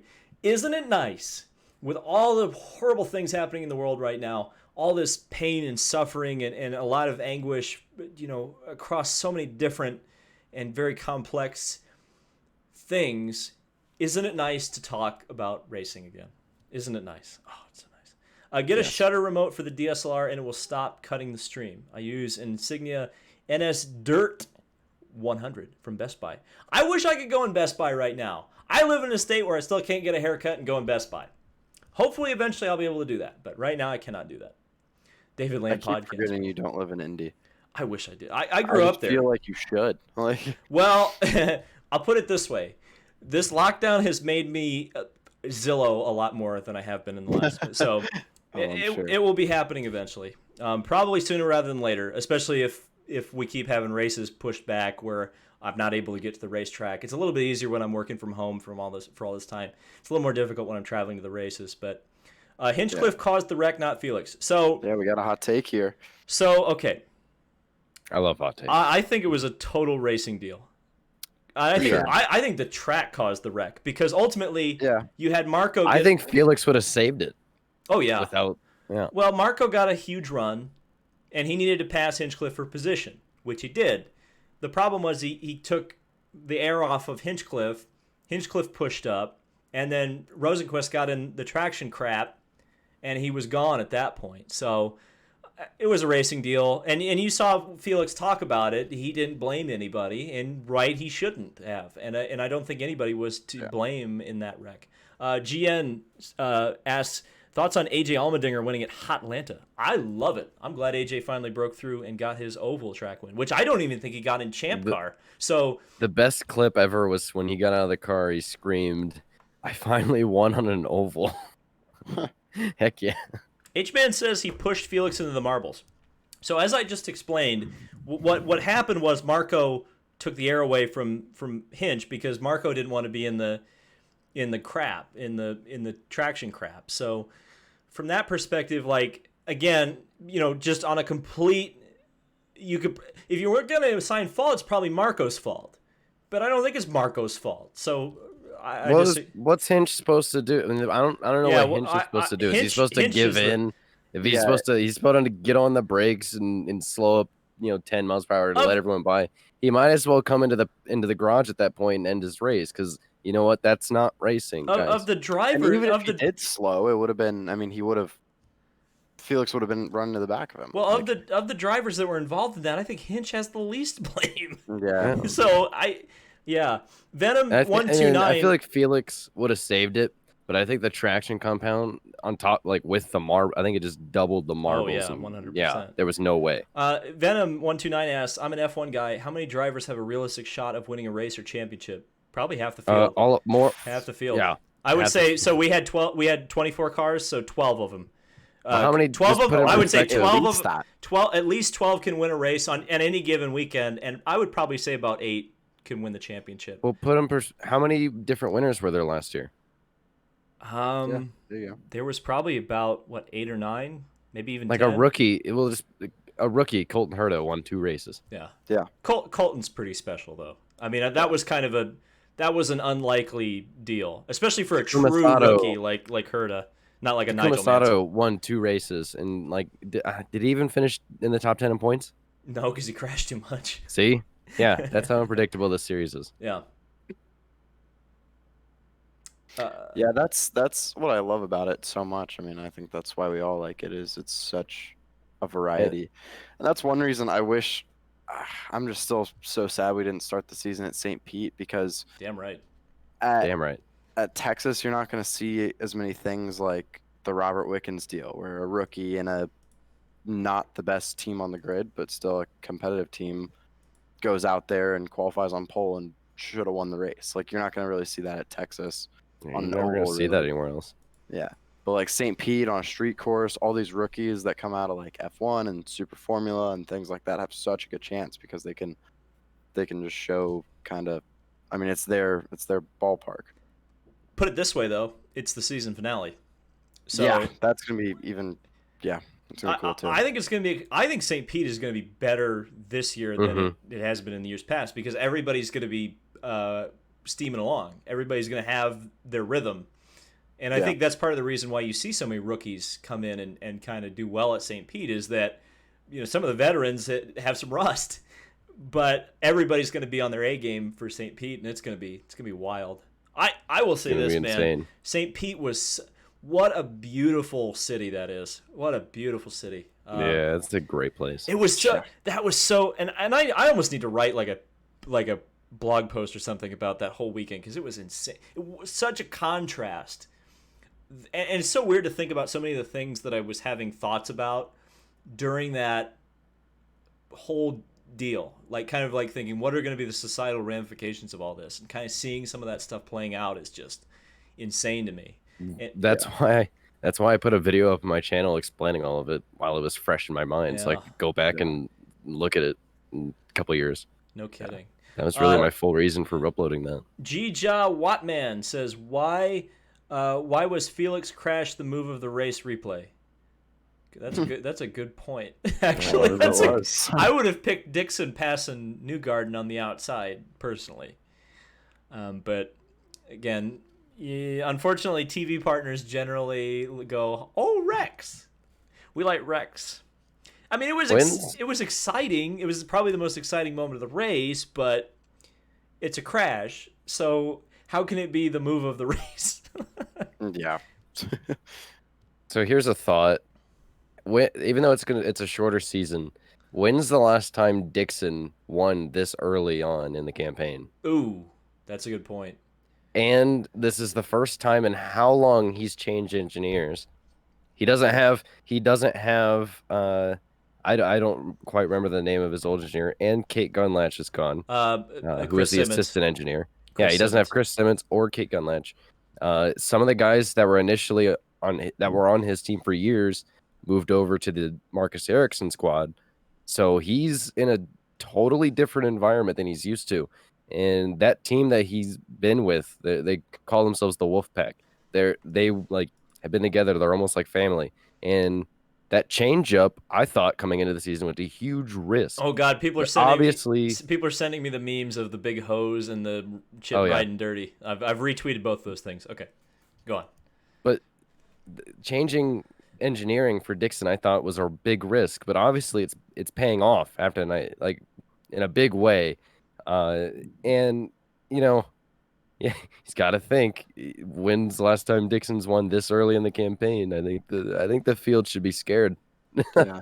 Okay, I think sometimes sorry. Oh no, go on. think- Sometimes sort of as a driver and stuff, you get comfortable and a whole change of environment and change of pace kind of helps everything. Like it remotivates you. It kind of gives Scott Dixon a second win that he might not have gotten when he was getting sort of like complacent with his old guys. Like As if Scott Dixon needed a second away. yeah, right. Oh my gosh.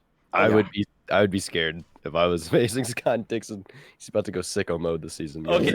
Okay, we do have a super chat real quick. James again says Team Halo or Team Aero screen. I sided with the Oh. Halo. I'm gonna be honest. I don't care about the Aero screen. It just it goes away. You don't Yeah, it even does. notice it. I mean, Yeah, I love the Aero screen now. Like I'm all in on Aero screen right now. and I said this, Jacob. I don't know if you caught the last stream, but one thing that I said is there's a little bit of peace of mind now that wasn't there in the past. Like the drivers' heads aren't exposed anymore. So Yeah. it's More confidence. yeah, it's a little. Well, it's just a little. As someone watching it, even it's a little less stressful, and it's still. Believe me, I'm not pretending like it's not dangerous, but it's nice to know that there's some bit of unnecessary risk that has kind of been eliminated from For it. sure, for sure. And I mean, that's something that I think now I've sort of transitioned to doing all this F3 stuff really commonly now, where we obviously have the halo. And now going back into something that doesn't have that, it's going to feel really kind of almost a little bit like eerie. I don't know. I mean, it's you get that, like you say, like comfortability with it, and just you get a little bit more like peace of mind. I don't know. Well, this is this. I can speak from my personal experience here. When I drove the Formula Ford in California this winter, like the thought did cross my mind when I'm looking at the car from the outside, with the knowledge of the standard in open wheel racing now is to have cockpit protection, and this car has none of it. What happens if a wheel is flying at me? But Sure. once I was driving the car, that thought was gone. There was nowhere to be found. Like, I wasn't thinking about that sort of thing. It's weird because, again, you can probably speak to this better because you are a professional race car driver. But a lot of that stuff that you think about on the outside goes away when you're strapped in that cockpit. Oh yeah, I mean you can't think about it when you're in the cockpit. I mean it's if you think about you're gonna crash, you're probably gonna crash. Like that's just sort of the nature of it. So I mean when you're in the car, you have to drive regardless. But when you get out of the car and like climb out of the halo and you see incidents where the halo kind of like saves people, you're like, oh wow, like okay, maybe this is the thing that we didn't know we needed, but we need. Yeah. We've got another one that from GN who says F1 with Halo is ugly. Indy with Aero is fighter jet. Well, I don't think the Halo looks that bad on the F1 cars because the F1 cars are so busy anyway with all this Aero crap all over them. I barely even notice it. So I don't really have a huge problem with either. And again, if it's safer, to me, I don't have a problem with it. From just again, I was at Pocono in 15. Like, do I really want to see that happen again? Is it really worth having totally open cockpits where somebody can get struck in the head and die? Is it really that important? And we got another super chat from Venom, who says Rosenquist at Pocono last year wouldn't have been as terrifying with the aero screen. Kind of the problem with cars getting up into the fence is. When with Wickens, this is how I understand it. So I may be speaking out of turn here, but what actually did the damage was the car impacting the fence post and spinning around so quickly, and actually I think breaking his belts or breaking his seat or something like that, which led to the injury, and that was the problem. So that risk hasn't been eliminated, and it's not going to be until the fences are mended or changed at the super speedways, and that's just going to be how it is, unfortunately. So whenever people say racing's it's dangerous and we don't need the aero screen because it has to be risky, well, I can never take that. Sorry, buddy. If there's a way to decrease the chances of something like that happening, it's like dude. Gigawatt Man says, or Gigawatt Man, I probably says Hunter Ray finished from 8th, 2 laps down. How IDK? Well, I think he got wave rounds under yellow, but it's not like he didn't pass cars to do that. So I said at the beginning of the show is that Hunter Ray's finish was very, very impressive as far as I was concerned. Very impressive. And had he started where he was supposed to start, he probably would have been a contender to win. Looking at how strong that result was. My cat is in my lap right now, by the way. I know, I saw that. I know. He jumped up on the chair now, so you can't see him on the stream. I might move the camera down so you can see him, but he wants some petting, so I give him some pettings. What are we talking about? Oh, the chat has seen the cat now. Is the cat named Puma? No, the cat's name is actually, I'll tell you the cat's name. His name is Dakota. He is actually, I got him in 2004 at a shelter in Franklin, Indiana. So he's an old buddy, but he's still looking pretty good, I think. I think you guys, You guys probably wouldn't know he's 16 years old or however. 2004 was 16 years ago, right? Yeah. Fun it fact more about than that? David: if you see him at the racetrack, he probably misses his cat. He has cat Oh, what are withdrawals. you trying to do? What are you You trying to have do? cat withdrawals. I love my I'm cat. not trying to do anything. I'm just spouting fun facts. There's nothing wrong about that. There's nothing good or bad about that. Just spouting Oh facts. yeah, that is a fact. I do love my cat, and he loves me. So, See? well, ugh. Can I bring up someone? I thought Joseph Newgarden did really well. His For what car he was had, his yep. car was awful. I thought he did really well. Like that's how you win championships right there is Yep. turning that what should have been a lot worse of a result into a third place finish and a really solid Okay. points day. That's huge. Gosh, if I had $1 for every time I've said or thought about that about Joseph Newgarden, though, oh my Yeah. gosh, that's Yeah. why. It's because he can take a trash day and turn it into a championship run. I mean, it is so easy. I like just through the middle of the race there as he was getting past like every single lap, just kind of getting shuffled back. It is so easy, like just as a driver to just kind of cut losses and hang on. But the fact that he charged his way back up to third was really impressive. Elite Flight I mean, says, both- keep up these streams after the practice quali race. Yeah, we'll do it for the ones I'm not going to. Obviously, when I'm going to it, it's a little bit more difficult to live stream, but it's not impossible. So we'll look into that. We will look into that. Oh, go on, both guys. Both the No, Penske cars at the front, they obviously had issues. The one thing I've heard is the Penske cars use stiffer dampers, which don't really benefit them at tracks like Texas, specifically Texas. We've seen this issue the last 3 seasons with Penske here. So What is the story of Kyle Cat's origin? So here's how Kyle Cat started. Believe it or not, it was actually a way I trolled people on Instagram. So Yep, it was. At the very height of the Kyle Busch winning Xfinity races before they limited him, so he ran all the races and won like half of them. And there was always an Instagram meltdown with all the NASCAR Cup Series kids on Instagram.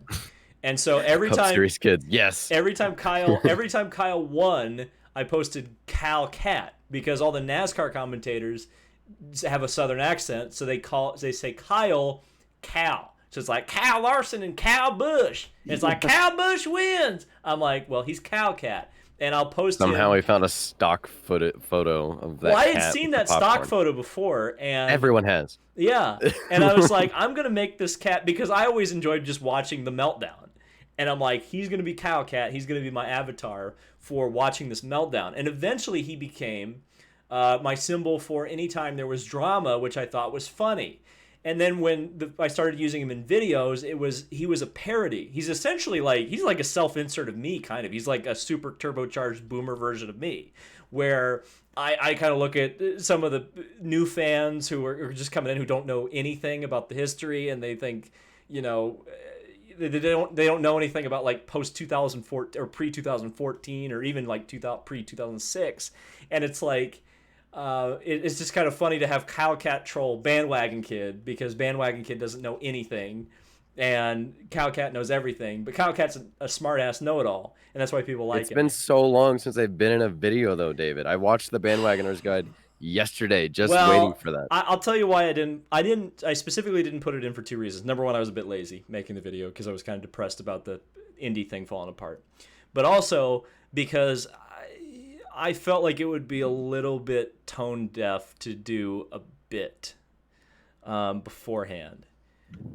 Maybe we'll have Kyle Cat and God Almighty, it shut off again. But right now, I feel like a comedy sketch with a kid and a cat. It's not something that would have. Here's a genius idea: include them in the merch drop. Well, voices, the actual bit. One of them is definitely included. In fact, I want to show the shirts, but I'm going to keep it secret right now. But I will say this: there are 2 shirts that, if you like the Kyle Cat and Bandwagon videos, will pair very nicely together. And what would be really cool is having one person wearing one shirt and one person wearing the other shirt, because I think they would go together really well. Listen. Race Nation TV on YouTube. I'm at 1,768 subs. If I can get to 1,800, I'll leak the Calcat stuff. No, don't do it. Don't do it. Don't do it. Actually, Racing Nation TV how many on more YouTube. subs do you need? How many more subs do you need? I have 1,768. And you need how many to get to what? What is that? Was it? What's your goal? 1,800. 1,800. Oh, that's no. Oh, you need to say that's rookie 2,000. numbers. That's only like 30. If Yeah, you can get 2,000, 2,000. There's 556 of you if watching. he can get 2,000, he can leak it, but he won't get 2,000. There's 556 of you. Racing Nation TV. Just search it. Subscribe now. Come on. Let's do it. We'll see. I don't think it'll happen. But I think you don't even have the updated version of it, by the way. So I don't need the updated version. you don't need the updated version. They'll see the update. Hey, you'll see the updated version on Monday. It'll be awesome. And the as many of you guys who have told me over the years that you are buying one of them, as soon as it comes out, you better do it. I'm just saying. By the way, I am wearing one of the shirts. I'll try to show it to you there. Actually, I'm going to stand up to show it off. You've got the design. This is the basic design, which I think probably some of my older fans will want to wear because it's not quite as memey. But if you notice, it says authentic.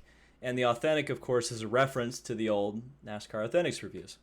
So it's kind of cool. Also, I got to show you the sleeve. We do have sleeve printing as well with Race 92 logo on there, which is kind of nice. So these are high quality shirts, which I'm kind of, again, if you're going to do shirts, you want to make sure they're not crap. And that's kind of what we've gone with. So I'm happy for this. People are saying already subbed. Yeah, that's the problem, though, too. You got all the hardest core of hardcore fans. When they watched that other video where we asked for you to sub. I appreciate all of them. Yeah, they would have already subbed. There has to be some of you out here that haven't subbed. Come on. Is there anything we haven't talked about yet? Sorry, Kyle. I'm not a sub yet. Nice. I am now. Cat talk on your Tinder site might help. That's a euphemism. That's a euphemism. Can we talk about Liberty Mutual? I know we got a super chat about it forever ago. Liberty Mutual? Liberty Mutual. You know the big yellow advertisement that goes in the same place. Oh, I thought it was yellow flag. Oh, every single time. I'm just expecting to see a car upside down and on fire every time I see that. Can you guys not do yellow advertisements for the love of God? Yeah. You better have a fat guy size for me. I think we will. I think I haven't looked, but I haven't looked at the sizes. I'm just okay. I will say that it seems like the sizes run a little bit small. So if you buy, generally speaking, I'm a medium and a half. So I go with a large. So if I'm shopping at Walmart, I'm a medium because the Walmart stuff runs big. But these shirts generally run kind of small. So especially if you're going to plan on washing the shirts, and I hope you do, at some point, you probably want to go a size above what you usually get just to be safe. It'll probably look better on you anyway. Because that seems to be the style right now is really oversized shirts for whatever reason. Jacob Hunt brought up a good point. The NBC audio mixing. Am I the only one that thought that the audio was horrible? It was too quiet. I had to turn the damn TV up to 60 to hear it. It was crazy. Oh God, everybody's spamming Liberty in the chat. I better get a brand deal out of that. Liberty Mutual. My cat keeps coming in. Do you want my attention, buddy? You clearly want my attention. He might be out of food. I might have to go feed my cat in a bit. What was the deal with the debris yellow? The Phantom yellow. We haven't talked about that yet. How do you get the debris Phantom yellow when there's no fans? So Lee Diffie said something that I found very Lee Diffie said something that I found very interesting. When they were doing the race highlights, and he said there was a debris yellow and we had to clean the track. I was like, wait a second. What they usually do is zoom in on a part of a wing or something like that, but they even whoever's radio they were on, literally said, there's a debris yellow and they didn't tell us where it is. Robbie Fast Dixon spotter had no idea. He was just saying over the radio there is no debris. Yeah, that was. I heard on Twitter that there was a banner on the apron out of 4. Well, okay. Well, okay. I will say they do use the apron, and that's a pit entry, so it's dangerous. I mean, if that's true, probably a justified yellow. But if you're IndyCar race control, it does you a lot of good to tell NBC where the debris is, so they can get a camera on it. Yeah. And you could tell. I will say that, and I don't think and this isn't a point off for NBC, but you could tell that they were working with a skeleton crew because there were just. It seemed like the direction wasn't very good. They were missing things, or just like the camera work just wasn't quite up to par. It felt like they weren't really paying much attention to the midfield, which I think was probably a little bit more interesting than the lead group. Because there was a lot of guys running all together in the middle of the pack, but we just never saw it. Was the field pretty light? The field just seemed light. Well, it was because we lost a bunch of... Well, there were 24, and there would have been more. In fact, I think COVID knocked a couple of cars out. There was supposed to be 26, I think, maybe even 27, gotcha. Because there was going to be Dragon Speed was going to enter, and Carlin was going to enter another car, and I think maybe even somebody else was going to enter. But as it was, there was supposed to be 24. Sato crashed in qualifying and didn't start. And then we lost a few right off the bat with the electrical issues. Which, by the way, Kyle, I called it. You were like, mechanical issues? What? I was like, I'm telling you, without the testing, without the practice, and the car sitting for 3 months, there was always going to be something that was going to break. And that's just, I mean, again, that's kind of... I still think the impound had something to do with it. I think if you let them touch the cars, you let them, fire up in between the sessions, let them, Well, and also they would have been able to do change their normal. They would have been able to change the black box. Let them go through their normal procedures. Yeah, but they probably would have been able to catch an issue. I guarantee they would be able to catch an issue. But that's what I'm saying is they would have been allowed to see that issue and change the parts that need to be changed without a penalty. Yeah. Here's an interesting thing in the chat, I think. I thought the same thing a little bit. Sorry to get political, but pandering at the start was stupid. This is supposed to be escapism. Okay, I will say the one thing that stood out to me, and I think it was the wrong decision. And this is going to sound a little bit harsh, and I apologize if it was. But I think not ignoring the protest probably would have been the wrong thing to do. So I'm glad that they acknowledge that it's happening.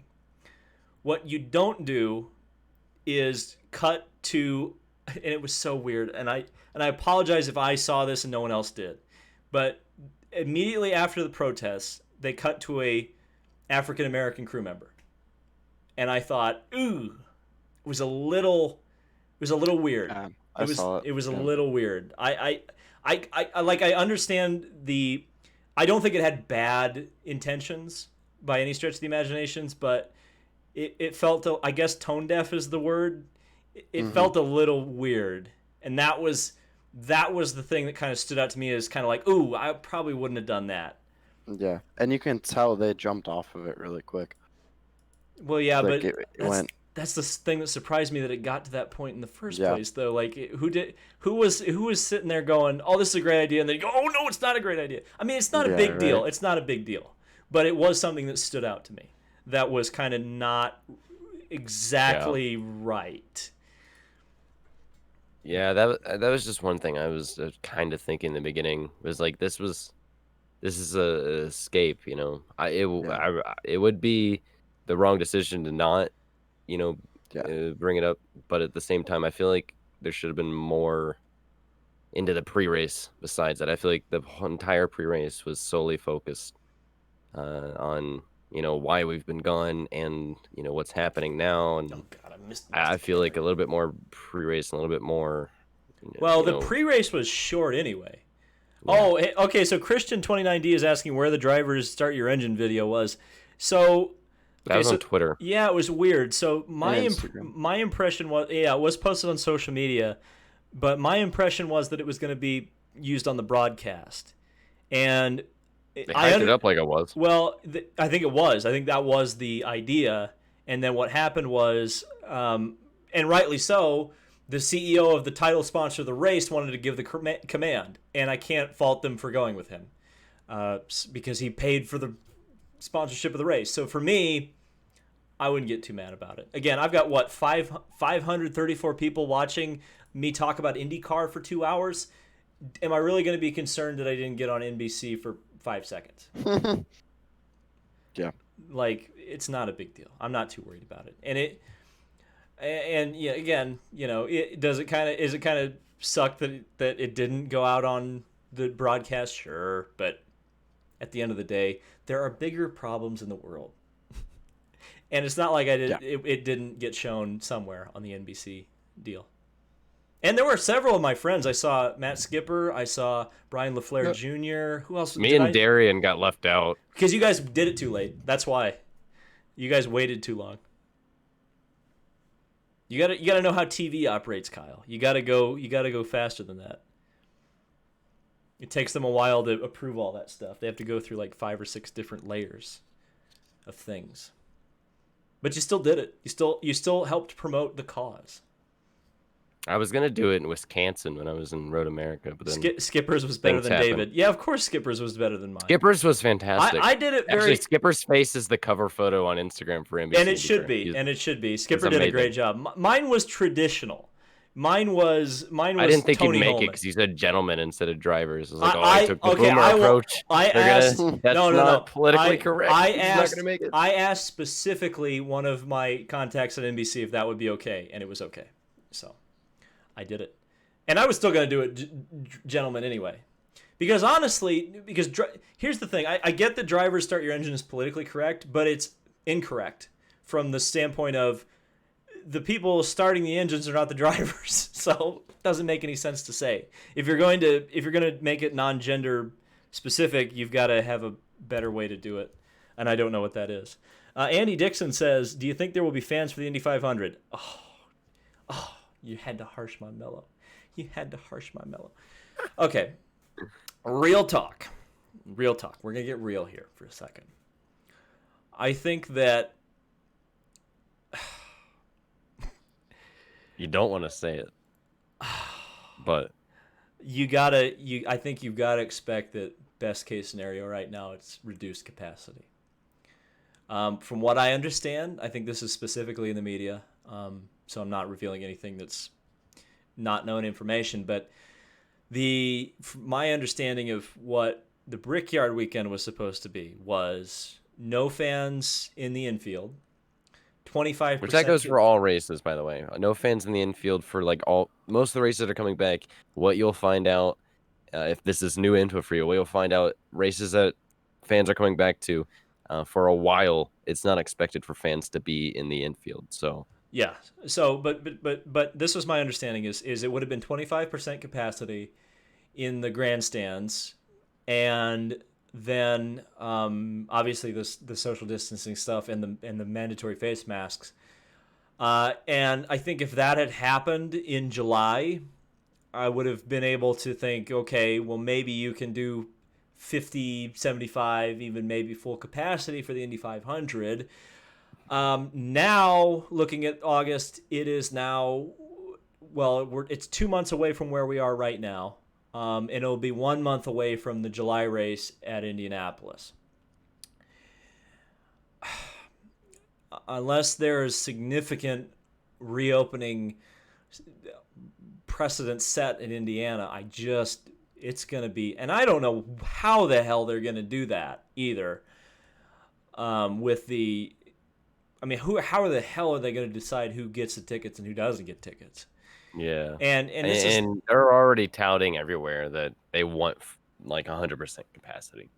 So I don't know. I'm going to get on the soapbox real quick. They should just do it if they're going to do it, and they should schmooze the mayor and the governor as much as they need to do it. They got to grease them palms, because if that's what they want to do, they have got to make the politicians let them do it.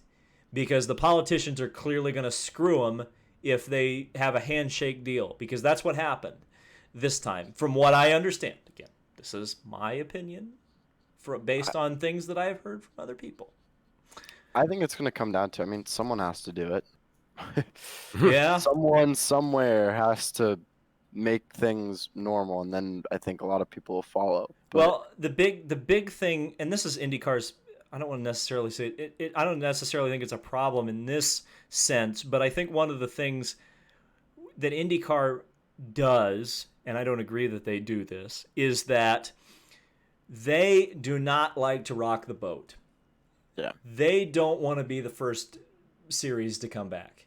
They don't want to be the first sport to do full capacity in the stands because they don't want to have to deal with the social media shit. They don't want to have to deal with the potential consequences if they screw up, which I don't disagree with. I don't think it's wrong, but at the same time, I think you gotta.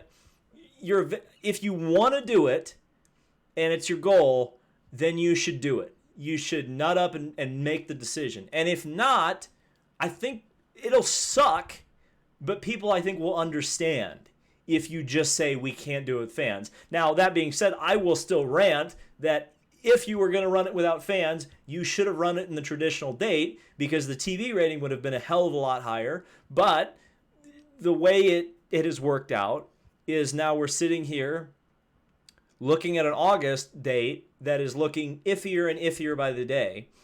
And okay, so this is not a commentary on why it's happening. This is just a commentary on that it is happening, okay? I want to make that very clear before I make this statement. Right now we are seeing mass gatherings in massive capacities. If the second wave is coming, that is going to be the cause. If the second wave does happen, bye-bye any chance of the Indy 500 happening with fans. Yep. Now, I mean, again, but if there isn't a second wave from all of the protests that we are seeing, and again, I don't mean to be callous, and I don't mean to minimize what's going on there. Again, please don't misinterpret me when I say that. But that is essentially the ultimatum with the lockdown is if this doesn't cause a huge COVID spike, does that mean now we can open up? I think that's the question. And that was probably one of the things that surprised me the most about the fact that the Indianapolis mayor shut down Indianapolis from having fans was that it seemed like they were on the fast track to opening up and then they stopped. And that was weird to me. Only Central Indiana fans. How in the hell are you going to do that? I mean, how in the hell are I mean, and here's the thing too, is I said this on Twitter, is that I would have, I mean, if the 500 doesn't happen with fans, I'm going to bring a lawn chair and I'm going to sit in front of the first gate and turn on IMS radio network. I'm going to be there. I'm going to come from New Jersey and I'm going to be there. That's the other thing too, is I will do the same thing, and I am sure we will not even be close to the only ones that do that. Oh no. So if they did do it without fans, it's going to be packed. The Coke lot would be packed. Outside of gate 1 would be packed. Speedway Indiana will be packed. Yeah, everywhere. Crazy. It would look like the parade is going on. It would look like Legends Day. It would look like the 500 is going on, except for no one's getting in. It would look like it's 5 in the morning. At that point, think about it. It would be pointless to do without fans at that point. Hold on. Chien says if you have an Indiana driver's license, you can attend. Are you seriously gonna voter ID people coming into the Indy 500? Is that time really to get a fake ID? Is that really? Hey, I've got an Indiana ID from a couple of years ago. I'll just use that. Gotta get a fake ID now. Oh, all right, guys. I'm probably gonna head to sleep here. It's past my bedtime, but David, thank you for having me. Yeah, no problem. Thanks for coming, Jable. I wanted to get some more drivers on here, but it's kind of tough, especially with the guys at the track. They're pretty busy and they got to catch a flight, I believe. So, Jable, you got to get on iRacing sometime and teach me how to drive that damn USF car. All right, I will. I can drive the Indy Pro. But making Jable do iRacing at this point is. Yeah, come on, it's a car he's driven though. Pulling teeth. See, I'm not expecting to be able to get anybody on iRacing until December at least. Right. Catch you later, Jable. Take care, buddy. See you. Bye-bye. Let's see. Are you still going to use the Indy 500 intro like you usually do in May and August? Actually, I'm going to try to One of the goals I have right now is to actually commission an animator to do a new one. That's one of the things I'm trying to do. People are telling me to check Twitter. I will check Twitter. Kyle, any thoughts that I may have missed on the... Oh, this is the Ride and Dirty thing, isn't it? Oh, I'm definitely retweeting that. Oh, hell yeah. Guys, Yeah, there we go. We got a super chat.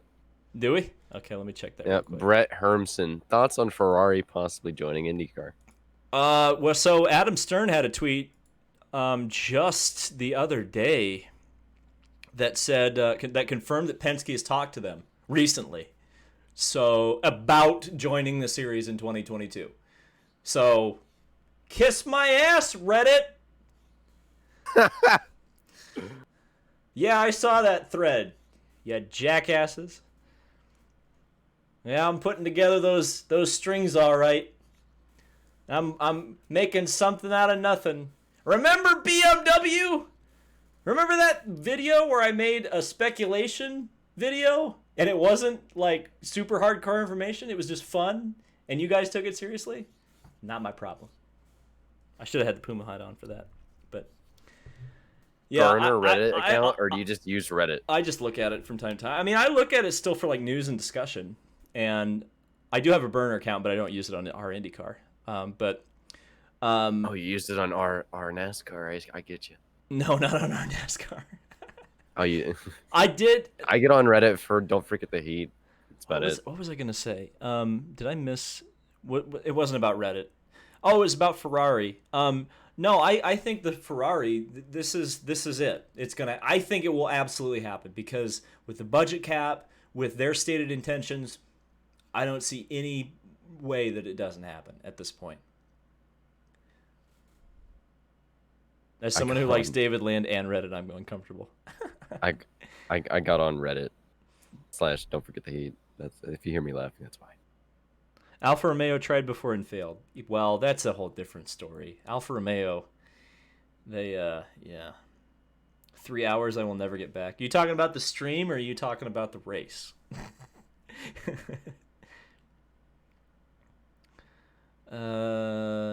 Hate that Porsche pulled out of IMSA. Hope they're doing the LMDH thing. I bet they're not doing anything. That's my guess. Bet they're doing Formula E and that's it. That's so sad. Well, they're still in WEC, aren't they? Theoretically. Theoretically, sure. But who watches WEC? I like WEC. I do. I can't. I know. I don't like WEC anymore. 2015 WEC. Hell yeah. WEC today. It makes me mad, all the politics. Sure, there's lots of politics in IMSA, but I think WEC just takes, racing politics. It's European racing. European racing takes always it to a whole new level. European racing always has politics. Always has politics. American racing always has politics, but not as bad as WEC. Well, it's stupid because that's because BOP. They need to stop having BOP. No, remember WEC doesn't have BOP. Well, not in the Success not the prototypes. The prototypes have success ballots, which is worse, by the way.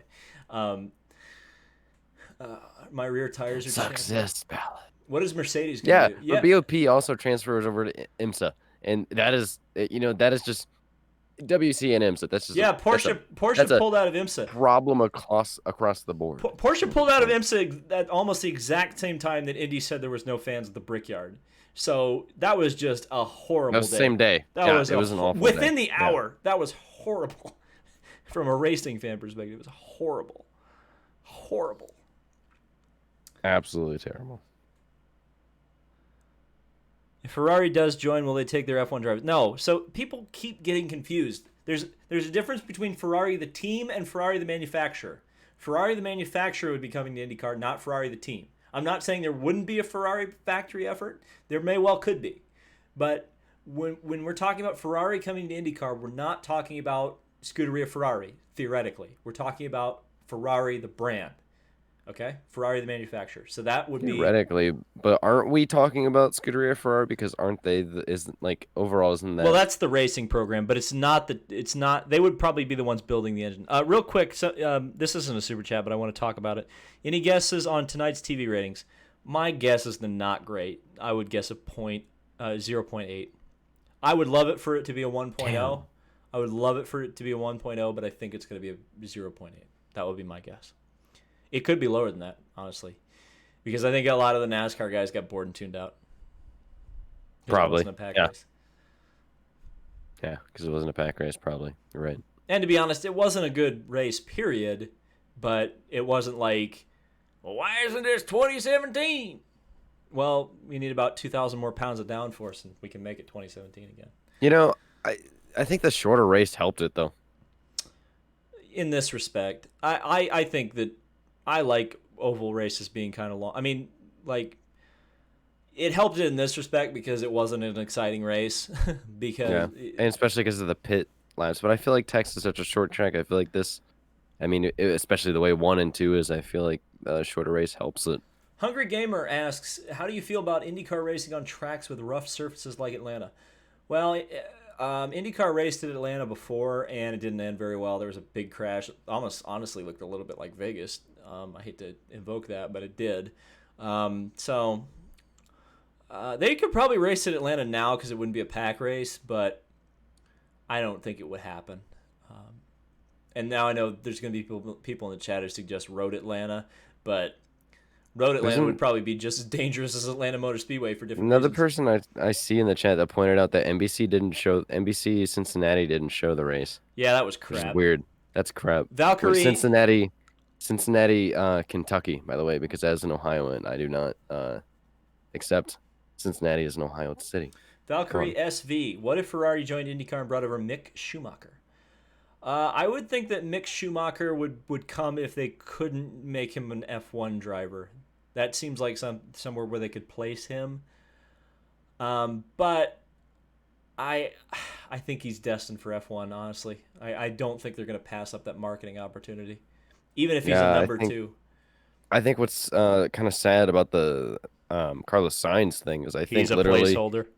I think, he's the placeholder for Mick Schumacher, which is why I'm kind of hoping that Carlos goes out there and just absolutely whips and nays all over Charles Leclerc, and then we have a, more of a Bottas situation, because really Bottas, if he's winning races, then it's like, when do we put a young guy in the seat? When do we get rid of him? Where it turns into that situation. So, yeah. Okay, let's see how much we've been going. So we're going to go for about, what do you say, 10, 15 more minutes? We still got we still almost got 500 people. We've almost got 400 likes. You guys are insane. I mean, seriously, I keep gushing about this. I apologize if I'm getting annoying about it, but these streams have been so successful. I can't even believe how successful they've been. So I really appreciate that you guys have come out for them. I really appreciate that you guys have liked them. Because, again, this was kind of a risk to do. I didn't know if this would work. But I figured I had to get creative with the fact that, look, I can't go to races right now. And I might not have been able to go to Texas anyway.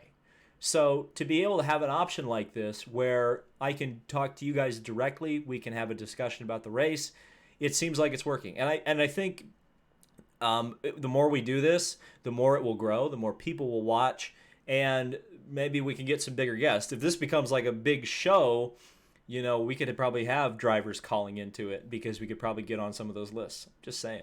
Some of those things to think about. But yeah, it's cool. It's awesome. I really appreciate it. So let's kind of wrap things up here. So yeah, if you guys have any more super chats, now's the time so we can get to them. But let's any final thoughts on Texas? I'm going to run the finishing results one more time for the people who may be showing up late. Scott Dixon won, if you didn't already know. Some good results from Connor Daly, Ed Carpenter. I'll just show the second half real quick. I just want to point out one thing. This is the second oval in a row that Ed Carpenter was finished in the top 5. Maybe third in a well. No, how did he do in Texas last year? I don't even know. I think he crashed in Texas last year, didn't he? Ed Carpenter's kind of maybe returning to form on ovals.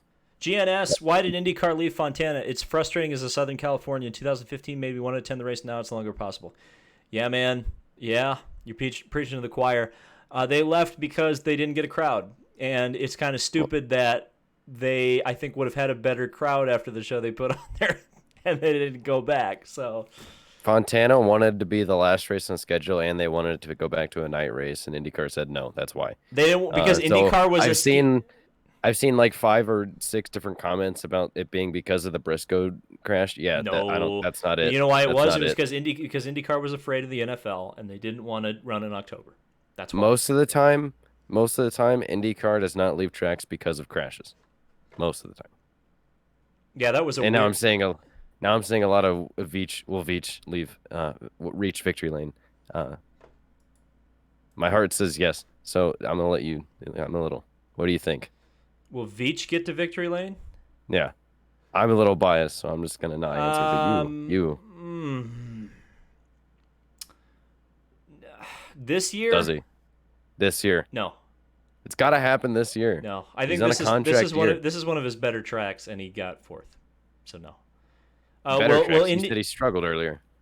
He straight crashed. He's fast here, but he crashed. He's crashed 2 years in a row here. Harley Gray says, "Will IndyCar ever introduce more ovals?" I hope so. I like oval track racing. I do. I really do. It's what I was weaned on. So Someone yes, said I would. right hand oval. Why can't we have right hand ovals? Mainly tradition, I think, but outside of that, probably no real reason. But I don't know. It's because they don't build them that way. Monza is the Monza Oval. It can be run both directions, but the Monza Oval hasn't been used since the 70s, so we can't really go there or try that again.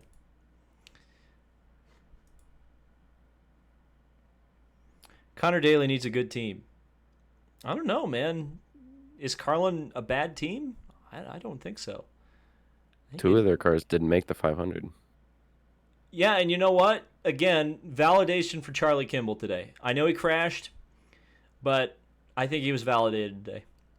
That is it's just like, I mean, nothing against Charlie Kimball. I mean, but like with his luck, I think finishing in a very respectable spot, but then also crashing is just like, it's one of those things. It's like, oh yeah, of course that happened. Yep.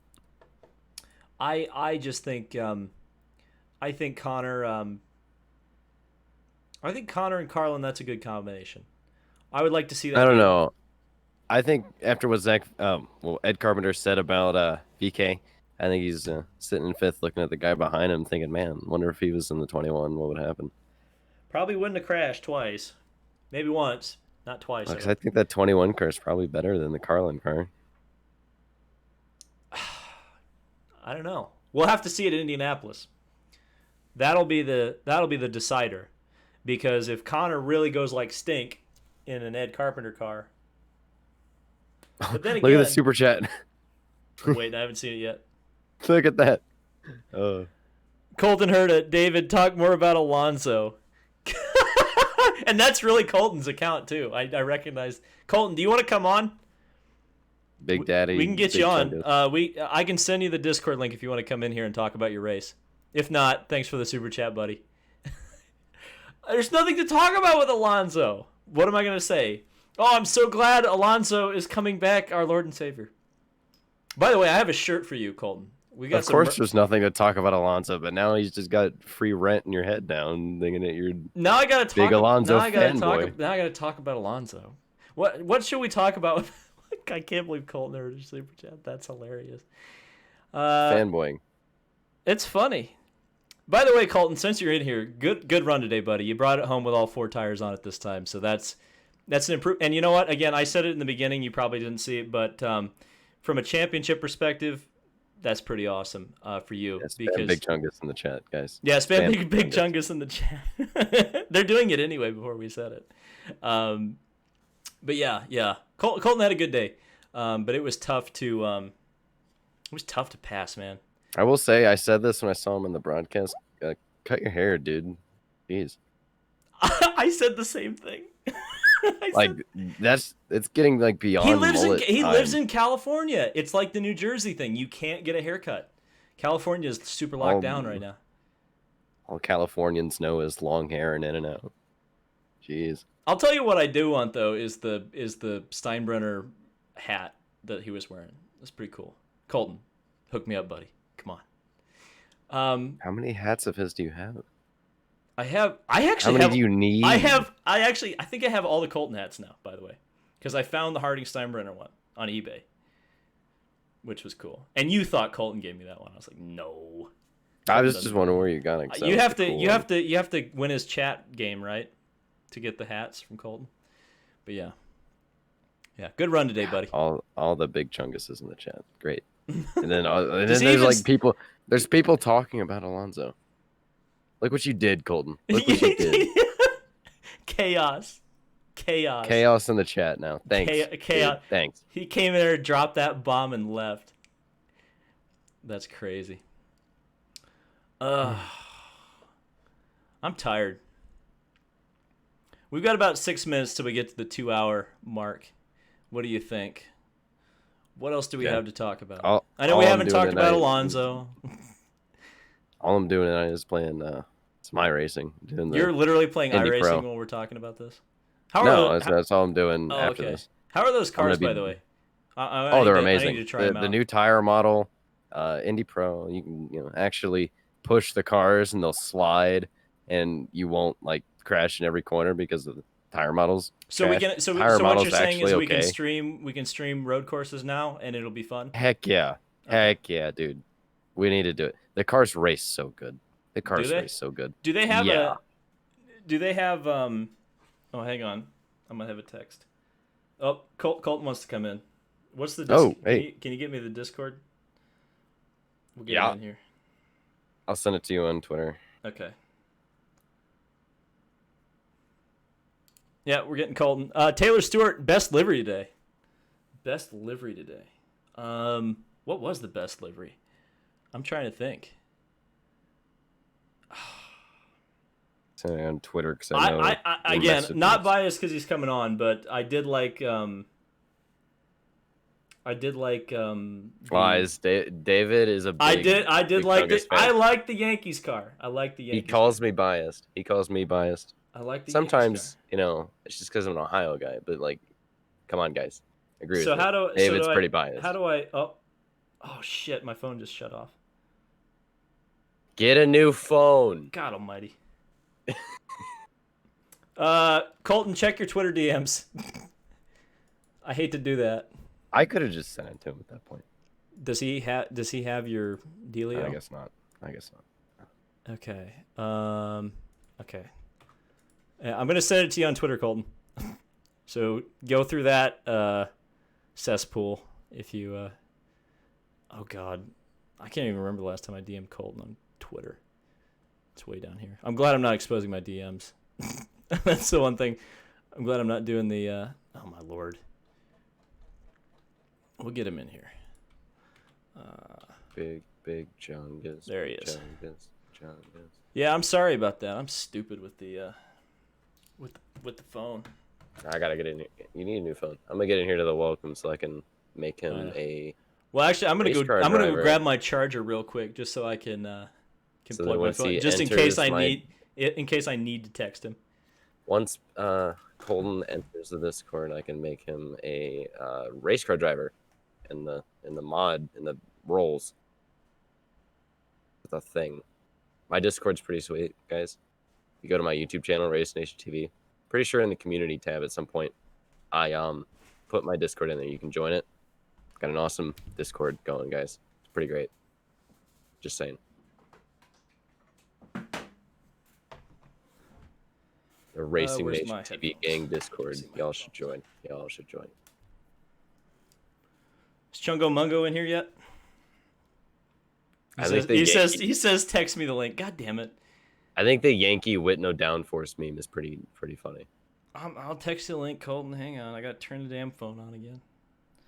Yankee Whitno brim. Part of me wants to like get a Colton Herta hat and take the brim off. Chungus with no brim. Why is this taking so long? Dun, dun, dun, dun, dun, dun, dun. From New Jersey, it's the Late Show with David Landry. It is the Late Show. Jacob Abel and Colton Herta, plus Kyle Cuthbertson and the Racing Nation Orchestra. See, I want to find is because Colton won't be on the plane, will he? So he must be staying in Tejas, unless he's already back. Oh yeah, Herta. Herta has entered. Oh, is he? Okay, cool. Yeah, I'm gonna make him a pro driver lad, and he should. God. He says you gotta let me in. I'm doing it. I'm doing it. Well, Colton. Hold on. Let me go to edit channel permissions. Okay. Then I can add Herta This is to the special permissions, and allowing him to join. Oh, hang on. I'm gonna put his. I'm gonna put his results up there. Speak, video, mute. Will you just I'm put gonna him allow- in here? I'm letting him do anything he wants in this. Oh All my right, lord! Stop fanboying and put him in here. I'm not. I did the same thing for all the others. It's just like I can make the permission so that he can join. He can now join this thing now, I think. Okay, but he doesn't know how to do that. Just drag him in. He has to be in a. He has to be in. For me to drag him in, he needs to be in a like a voice call. He needs to be like in one of the Okay. voice chat things. I gotta text Just him. tell him to click on your office. Okay. Yeah, just click on the office and it should join. I Awesome. see he's active in the chat on his phone, so that's. Okay. We're working on getting We're working on Big it. Chungus. Technical difficulties. Big Chungus, Colton, according to his Discord name, he's Colton Herta. Okay, I'm sending the text right now. We'll see if that gets to him before the stream actually gets to him. We'll see if it's actually received. Valkyrie ZV with a super chat asked, "Are you cracking under pressure, David?" I did see that. Not particularly, but I know that's a reference to Oh, there he is. Colton Herta. Uh-oh. Hello. What's up, buddy? Oh. You broke up a little bit. Oh, can you hear me? Yeah, I can hear you now. So, What's up? what's up? I mean, you had a pretty decent night, P7. Yeah, it was pretty good. Pretty solid actually. All things considered, I've kind of kept it on the low because I wasn't sure how I was gonna do, but I actually broke a rib last week or 2 weeks ago, What? and it was actually not bad. I was actually pretty worried about it, but all things considered, the car really wasn't too terrific tonight, to be honest. But the strategy was really good, and the stops were really good, and that's what kind of kept us in there. Yeah, so something I noticed about your strategy was you guys were short pitting. How did that help your race versus what some of your competitors were doing? I think we knew that the race was going to be quite boring after practice with all that whatever PJ1 stuff that's down for the NASCAR guys. So we knew it was going to be one lane, and cautions were probably not going to be very frequent, so the undercut would work and you wouldn't really get screwed by it. And it helped that people were kind of in like 3-lap windows of pitting with the 35-lap limit rule. Yeah, how did you feel about that? Because I know there were some mixed feelings on it. I know Dixon in particular, who of course won the race, so it doesn't really matter, but he wasn't a fan of it. How did you feel like the tires could have lasted a full stint, or do you think it was the right call? I think it was probably the right call initially, but I would have liked to see like maybe just like how NASCAR did at Bristol, where you look at the tires after the first stop or first 2 stops and you slowly increase it. Because our car, like the fastest laps that we were running were laps like 30 through 35. So the car was just starting to come in when it really should at the end of the stint. So that kind of sucked for us. But nonetheless, the car was still good enough to kind of hold position and kind of take advantage of some guys' misfortunes or bad stops. And we even made a little bit of passing, which was nice. They're asking me to turn you up. I don't know if that happened after I turned you up. I did turn you up on Discord as high as I could get. So I'm sorry to the chat if he's too quiet. So again, you don't have to go into too much detail, but I am curious. You guys seem to have quite a bit of pace there in practice, and then qualifying in the race, you guys fell off. I mean, did you guys make a change that wasn't right for the conditions, or did you not change the car when you maybe should have? I think the race was kind of lead follow, but we were actually really good. in qualifying, we were given the wrong maps, so we didn't get full power in qualifying. So that's why we were kind of in the back there. But I would imagine we would have been right around where Ryan would have been. I don't think I would have beat Ryan, but I think I would have been 5th or 6th, somewhere around there. How did you feel about Ryan's race? I mean, that's incredible to me that he came from, what, 2 or 3 laps behind to finish 8th? Yeah, 2 laps. That's crazy. I mean, I know he probably made it up on some of the waiver rounds, but still, I mean, look at where Rossi finished in the same position.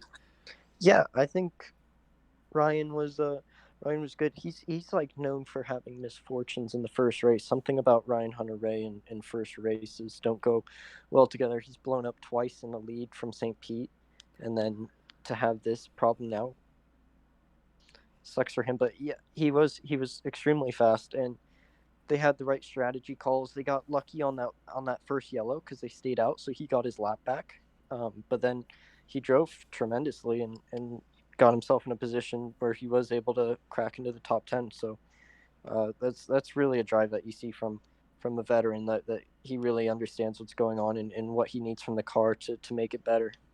So Aero screen, it looked like, so from again my nice comfortable seat on the couch, it looked like a rousing success. It looked like a lot of the fears that maybe a lot of us had going in maybe weren't quite as bad as maybe we expected them to be. It did look like it was very hot because a lot of guys were very, very sweaty. I don't remember how sweaty you were, but it looked like it was very hot in the cockpit. Was that the only issue you experienced, or was there any other problems maybe unforeseen about the Aero screen, or were there any? Did you even notice it?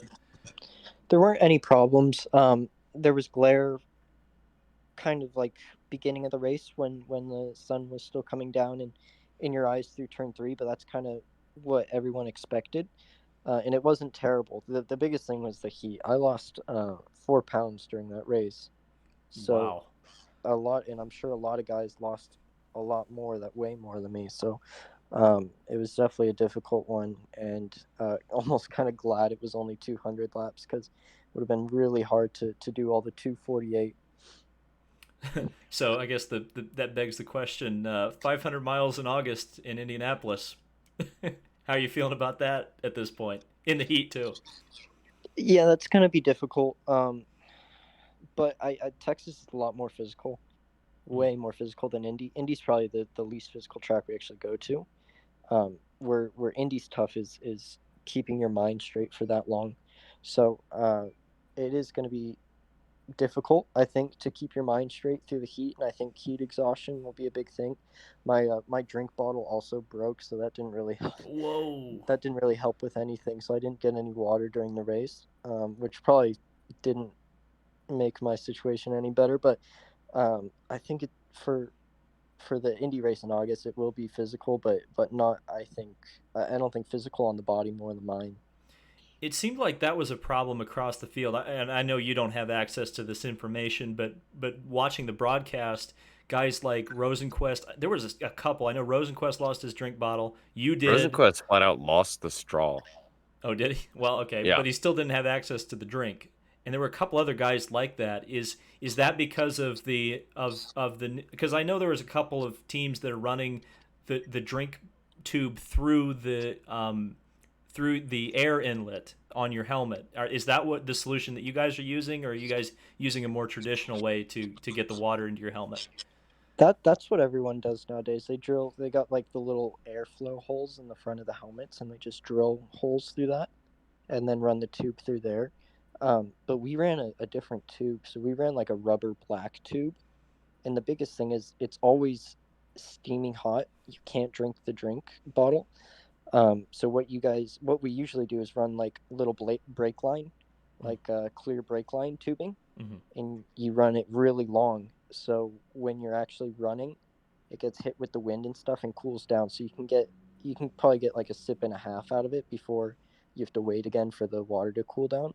But I had a really short black tube, so I drank it once, and then it was extremely hot. It burnt my tongue. I'm gonna have a fat tongue tomorrow. Oh. But then we lost the drink tubing, so it didn't really matter in the end. I wasn't gonna drink it anyways. I couldn't, but yeah, it wasn't too ideal.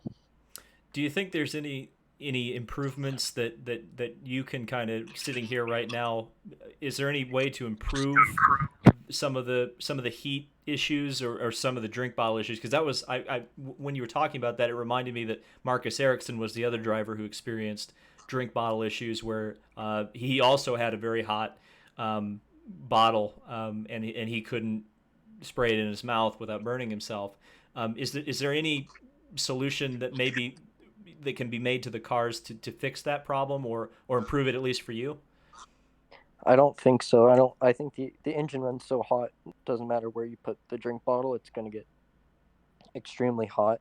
I think the biggest thing would be, for me, they don't allow us to run dry ice, but that would be super nice to run like dry ice for like when you're practicing instead of a fan. You see the Formula One guys use it on like really hot weekends, and we actually used it in Formula 3 in Europe. But it's illegal to use dry ice in IndyCar. But it might be something that maybe Jay and Roger can look at for the future, just for actually cooling the driver down, which would be really nice. Because sitting inside the cockpit there, you can't even breathe. And even with the fans running today, it was just blowing such hot air in that it wasn't really doing much. Wow, that surprises me because I guess I was under the impression that dry ice could be used, and I thought it was used actually to cool the bottles, but I guess that's only Formula One. Do you know the reasoning behind banning dry ice? That seems a bit strange, just a strange banning to me. I think it's just to kind of keep it to the stock format, because I think guys could get sneaky with it and can cool down the engine more than other guys and then get a performance gain out of it. So I think it's just something that would be hard to police.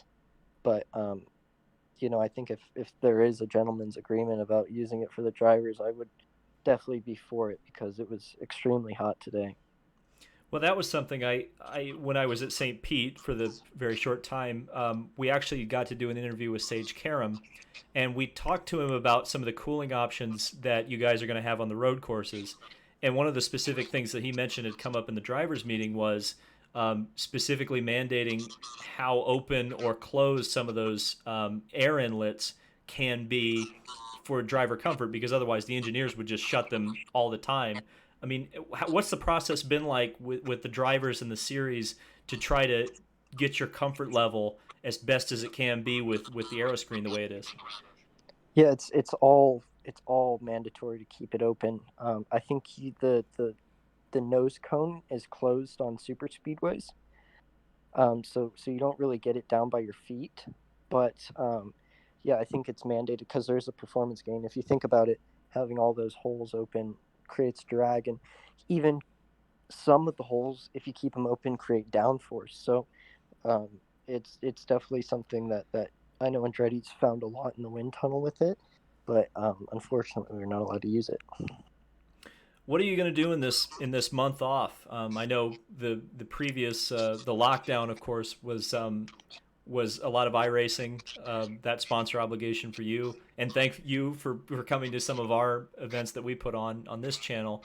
What are you going to do in this month between Texas and the first Indianapolis race? Probably just chill out. I think I still have a bit of healing to do for the ribs, so luckily last week I was able to get on the bike a little bit, so it helped me prepare a little bit for Texas. I'll probably keep doing that.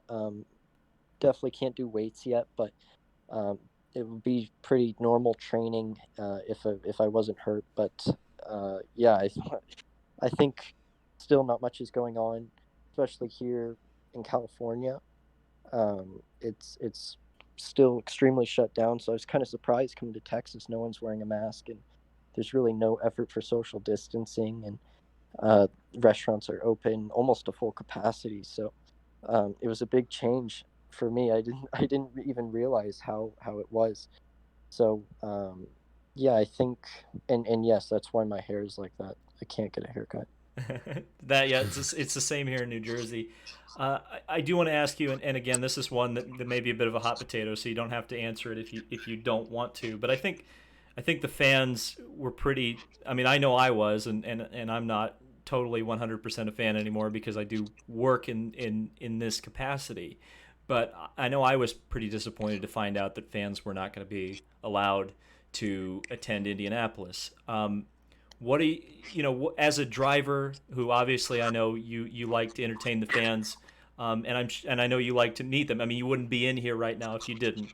So what are your feelings on this, on fans not being at the racetrack? Do you think it's time? Do you think it's not time? I mean, what are some of your thoughts there? And how do you feel for the fans who are feeling sad right now because they can't go see you in person? Yeah, I think it's difficult. Me personally, I would love to see the fans out there. Obviously, there's a lot of factors that won't allow it. Cities won't allow it. Lawyers of the series probably won't allow it. Because if you imagine somebody catches coronavirus at the Indianapolis Motor Speedway and dies from it, or gets extremely sick and has big medical bills, who are they going to look to for paying those? So I personally would love fans to be back. I think there's probably ways to do it. I think Indianapolis itself, although it's a red state, Indianapolis is very democratic. So I think in that sense they are still slowly opening up, as it seems most democratic states are. Um, but for me personally, I would love to see the fans. I'm not sure if everyone's ready for it yet.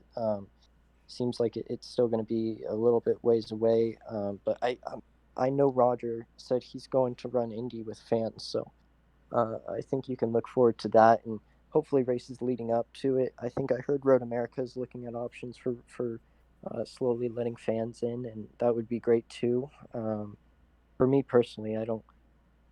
I'm not too afraid of this virus. I've been tested multiple times for it, so and obviously, me living alone helps a lot with my quarantining and not really seeing many people. What was it like at the track? I'm sure there weren't very many people around. I mean, was it a weird experience, especially with the boom mic interviews and trying to social distance as best you could? I mean, what is that like? I mean, again, I was at St. Pete, but that was before we had all these kind of regulations. I mean, can you describe it for the people who weren't there and couldn't have experienced it?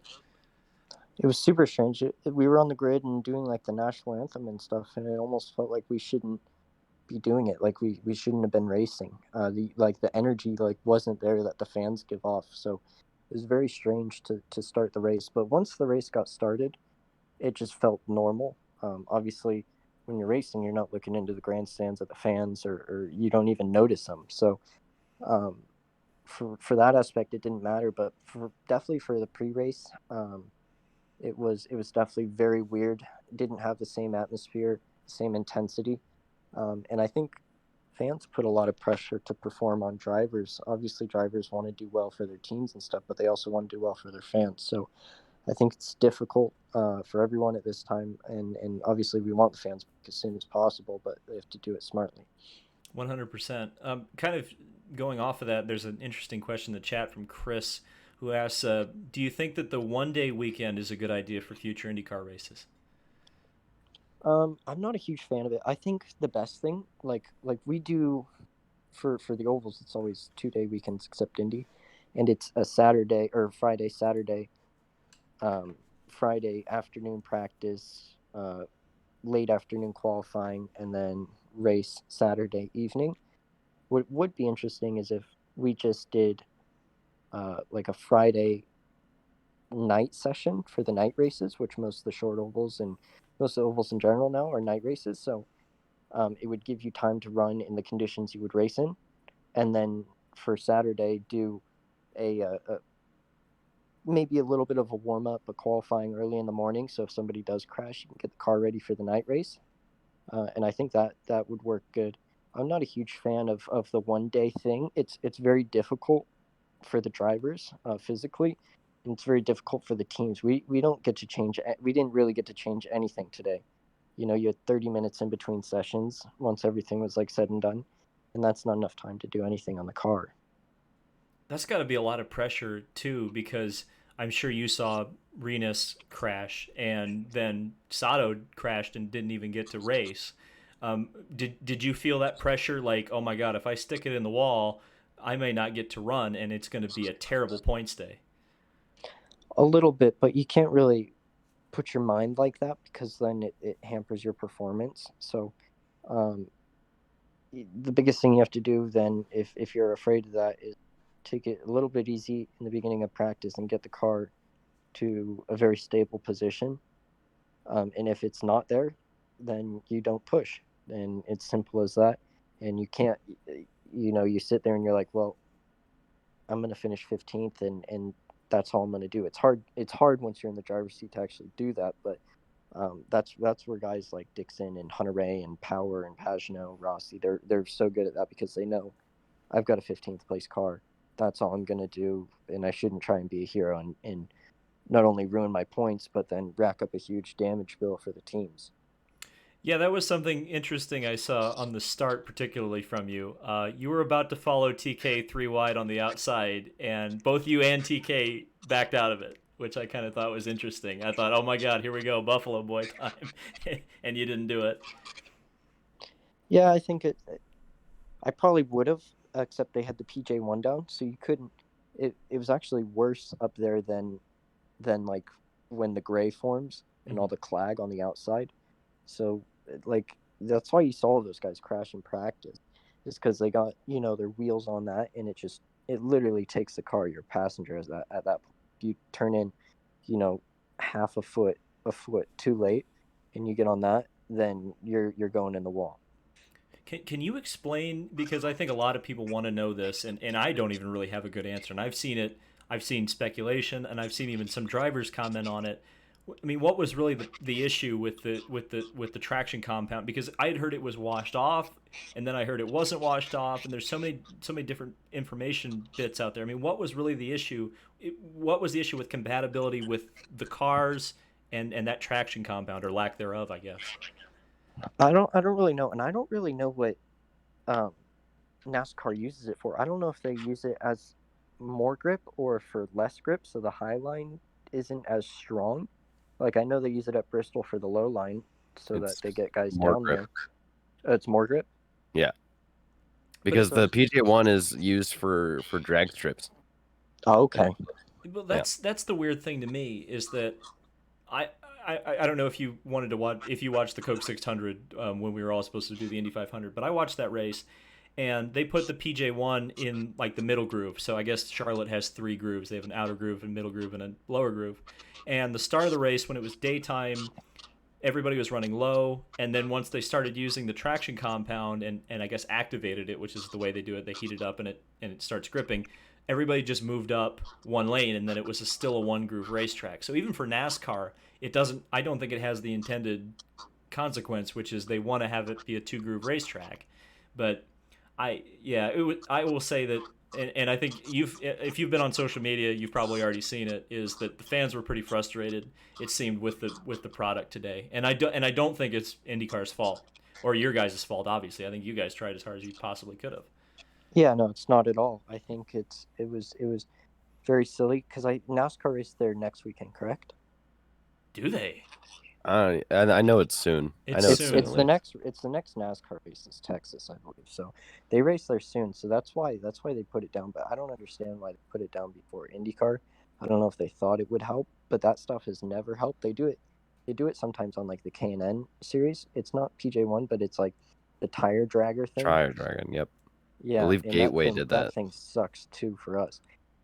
It's different rubber compounds, and different rubbers don't mix. So, especially a tire from Goodyear, which, I think is very terrible in relation to Firestone. Like it's completely different compounds. So, the way the tire works and the stiffness of the compound and the sidewall of the compound and how it interacts with the actual rubber is completely different. So I don't know if they thought it was a good idea. They're like, hey, it'll open up the second groove for IndyCar, but it didn't. It was literally like driving on a dry track compared to a wet track. Like you get up there and the crashes that you saw were just like when you see guys get out of line at like a place like Gateway in the last turn. You saw crashes there last year, 2 or 3, where they just drift up maybe half a car length and the car is just taken. Man, Yeah, it was disappointing, but I know a lot of it had to do with the fact that just the situation is what it is, and IndyCar, Firestone, Texas Motor Speedway probably didn't have enough time to prepare for it because of the shutdown, and that's just the situation everybody was faced with. So I can't be too hard on it, and I hope other people aren't too hard on the situation, and don't judge the series or anything else based on that. I would feel bad if because it was on the big NBC. Yeah, that's what sucks is it was supposed to be a big night for IndyCar, which I think it still probably was, but um, it doesn't matter if it was a big night because they're not doing it for one night. They're doing it to draw people in for the next weekend's races. So I think it was a bit sad that it was prime time and on NBC and that was the race that we got. But I think people still enjoyed it. I think I saw a lot of people on Twitter that were NASCAR fans and still enjoyed the racing. Obviously, we haven't seen a race like that in a long time. To be completely honest, the race was not very good, and even boring for the drivers just having to sit there. There was points where Marcus was behind me and was extremely fast, talking like maybe 4 or 5 miles an hour faster than me, and could not pass me for his life because of the situation. Mm, that's crazy. I don't want to keep you too much longer. I'm gonna take a couple questions from the chat for you, and then we'll let you go. But thanks for coming on. I do appreciate that. Um, No problem.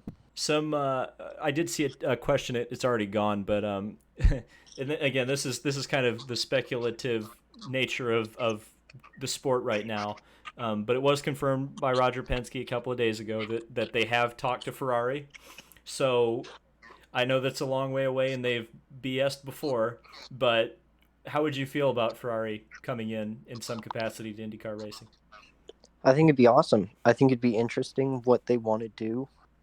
If they want to make their own engines, make their own chassis, so they could become not only a team but maybe a third engine manufacturer and maybe a second chassis manufacturer, which would be cool for the first time in what is it 20 years. Have two different chassis manufacturers in IndyCar, which would be interesting. It'd put pressure on Delara, and I believe it would bring more money into the sport because more money would be poured into the good teams on hey, drive our chassis and use our engine, and it'd put pressure on Honda and Chevy too because obviously Ferrari's budget's going to be pretty big, coming from whatever they're spending 500 million a year to 175, and they got all that left over. It's actually less now. They lowered the budget cap again to 145. So Yeah, it's 145. Sorry, yeah. yeah. So it's they've got even more money to play with, and that's kind of been my theory on the whole thing is that, you look at the history of Ferrari, and mostly it's just threats to try to get what they want in Formula One. Well, I think this is real though. oh, I do too. That's because they have all this money to spend, and European laws, especially, this is how I understand it, is that European laws are a little bit different, and if they fired a bunch of their workforce because they just can't find any work for them anymore, there would be some huge legal ramifications for them. So, Okay. I think it will happen. Now they could just go to WEC, which may end up happening, but I hope they. Yeah, but still, there's the amount of money that they have for racing budget is ridiculous, and even in WEC, they still wouldn't have enough people. That's kind of what I've thought too. I mean, and you would think with Roger too. Like Roger has all these great connections in the business world, and he's such a great Yep. businessman. You would think he would be able to negotiate with Ferrari, right? I think he even owns a Ferrari dealership. He does. Yep. I think Adam Stern tweeted something like that. Well, there you go. So that's got to be an in somewhere. Oh, absolutely. Well, he's also Roger freaking Penske. Yeah. Like, that's like, hey, Marinello, Roger Penske's calling. Hey, you better take that call. Man, let's see if there's anything else in the chat, and then we'll wrap it up because we've been going for a while here. How do you feel about hybrids in IndyCar? I think it's interesting. Obviously, it makes sense for the engine manufacturers. That's the way that the world is going, and the whole reason engine manufacturers do this is to show off their brand and to show off their performance. So it would only make sense that think all the cars in the future are going to be some sort of electric or hybrid engines, or sorry, motors. Power unit. So yeah, so I think it makes sense. It makes sense to slowly implement it. Um, I don't think Roger or IndyCar as a whole wants to go completely electric, although I could see in the next 30, 40 years that happening to every racing series, just because that's what engine manufacturers or motor manufacturers at that point want to do.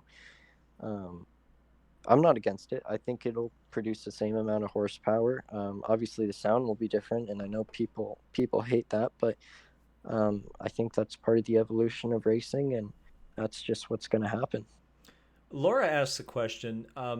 You are not racing for a month. Was there any additional talk of getting another race in during this time? I mean, I know the answer, but they probably want to hear your response to it. Um, like me personally, or IndyCar getting I think it's another race? specifically about IndyCar. No, I haven't really heard of talks to get other races in. I know they would like to do as many as they can. I think it's difficult for a lot of places that we go to be able to host a race just from government regulations at the moment. But yeah, I think they're going to probably stick to the schedule we have at the moment. Well, they were going to do Richmond. That was going to be in between this race and Indianapolis. The first. Oh, I Indianapolis. never heard that. Yeah. What? Right? Am I wrong, Kyle? I could be wrong. Well, that was on the schedule, but then Richmond, when Road America got moved, that was right around the time Richmond got canceled, and Richmond got canceled around the same time Toronto did. Yeah, which is when the third revised schedule came out, and we have what we have now. Okay. Well, so which I would say a good bit of that schedule looks good. So the long story short is they were going to run Richmond, but it looks like they're kind of setting their schedule. Andy Dixon asked the question, which may not be super appropriate, but I'll go ahead and ask it anyway since he gave me $2. Colton, what was your scariest moment while racing? My scariest moment, I didn't really understand it at the time, but I was 9 years old, and I was racing in go-karts in California, and I had a crash, and I lacerated my liver, so I had internal bleeding from my liver. Whoa. And so I got put in the ambulance and was going home, or going to the hospital, and then my vitals dropped, and they had to take me to a closer hospital, or else I wouldn't have made it. And so that was probably the craziest racing story I've ever had. It didn't really register to me at that point how scary it was, but yeah. Good Lord. Boy, I can't imagine what your parents went through for that. I mean, that's who it really, I'm sure, would have affected. Goodness gracious. Yeah, but I think my dad told me, I don't really remember much, but my dad told me in the ambulance that I asked if I was going to make the main because it was in a heat race that crashed. So I think that kind of lightened everybody up, and it made it I think it made it to which that I was kind of aware, and I was there, and it was going to be fine. Sure. We got another question. Since you've done Daytona, oh God, would Indy cars at the Daytona road course work well? Maybe. Probably not. I think yeah.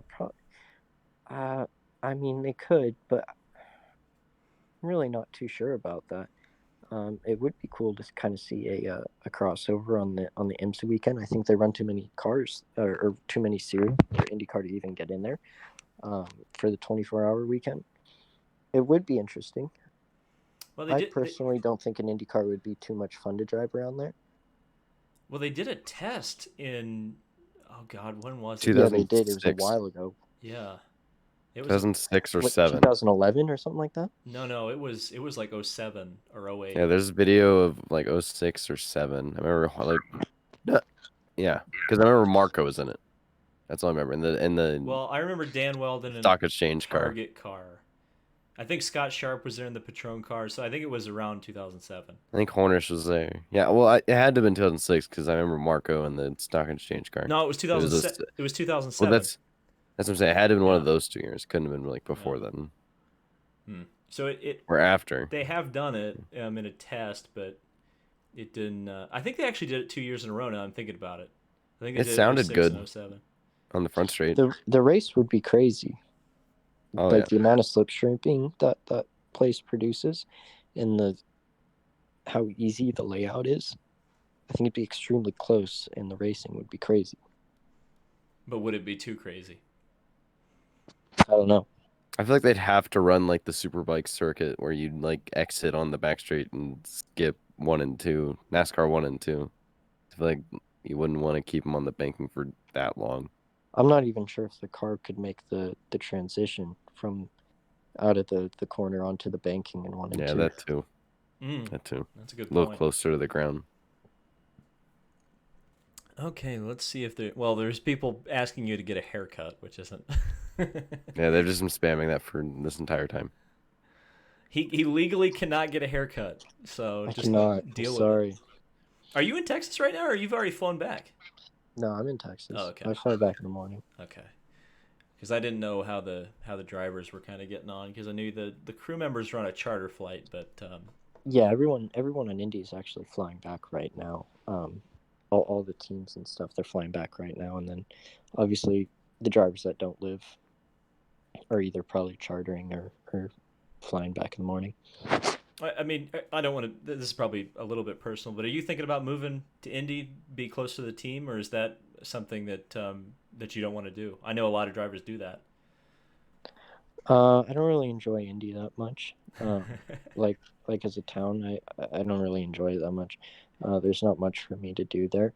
I like being either. Well, I live in Bel Air, Florida, so I either am there or in LA. So, and in those places, I don't know. I enjoy the beach too much. I enjoy like surfing and all that. So to be able to live in those two areas is kind of perfect for me. Sure. David, why would he leave In and Out? I mean, come on. Oh no, I shouldn't say that. Colton will probably disown me if I say In and Out is overrated.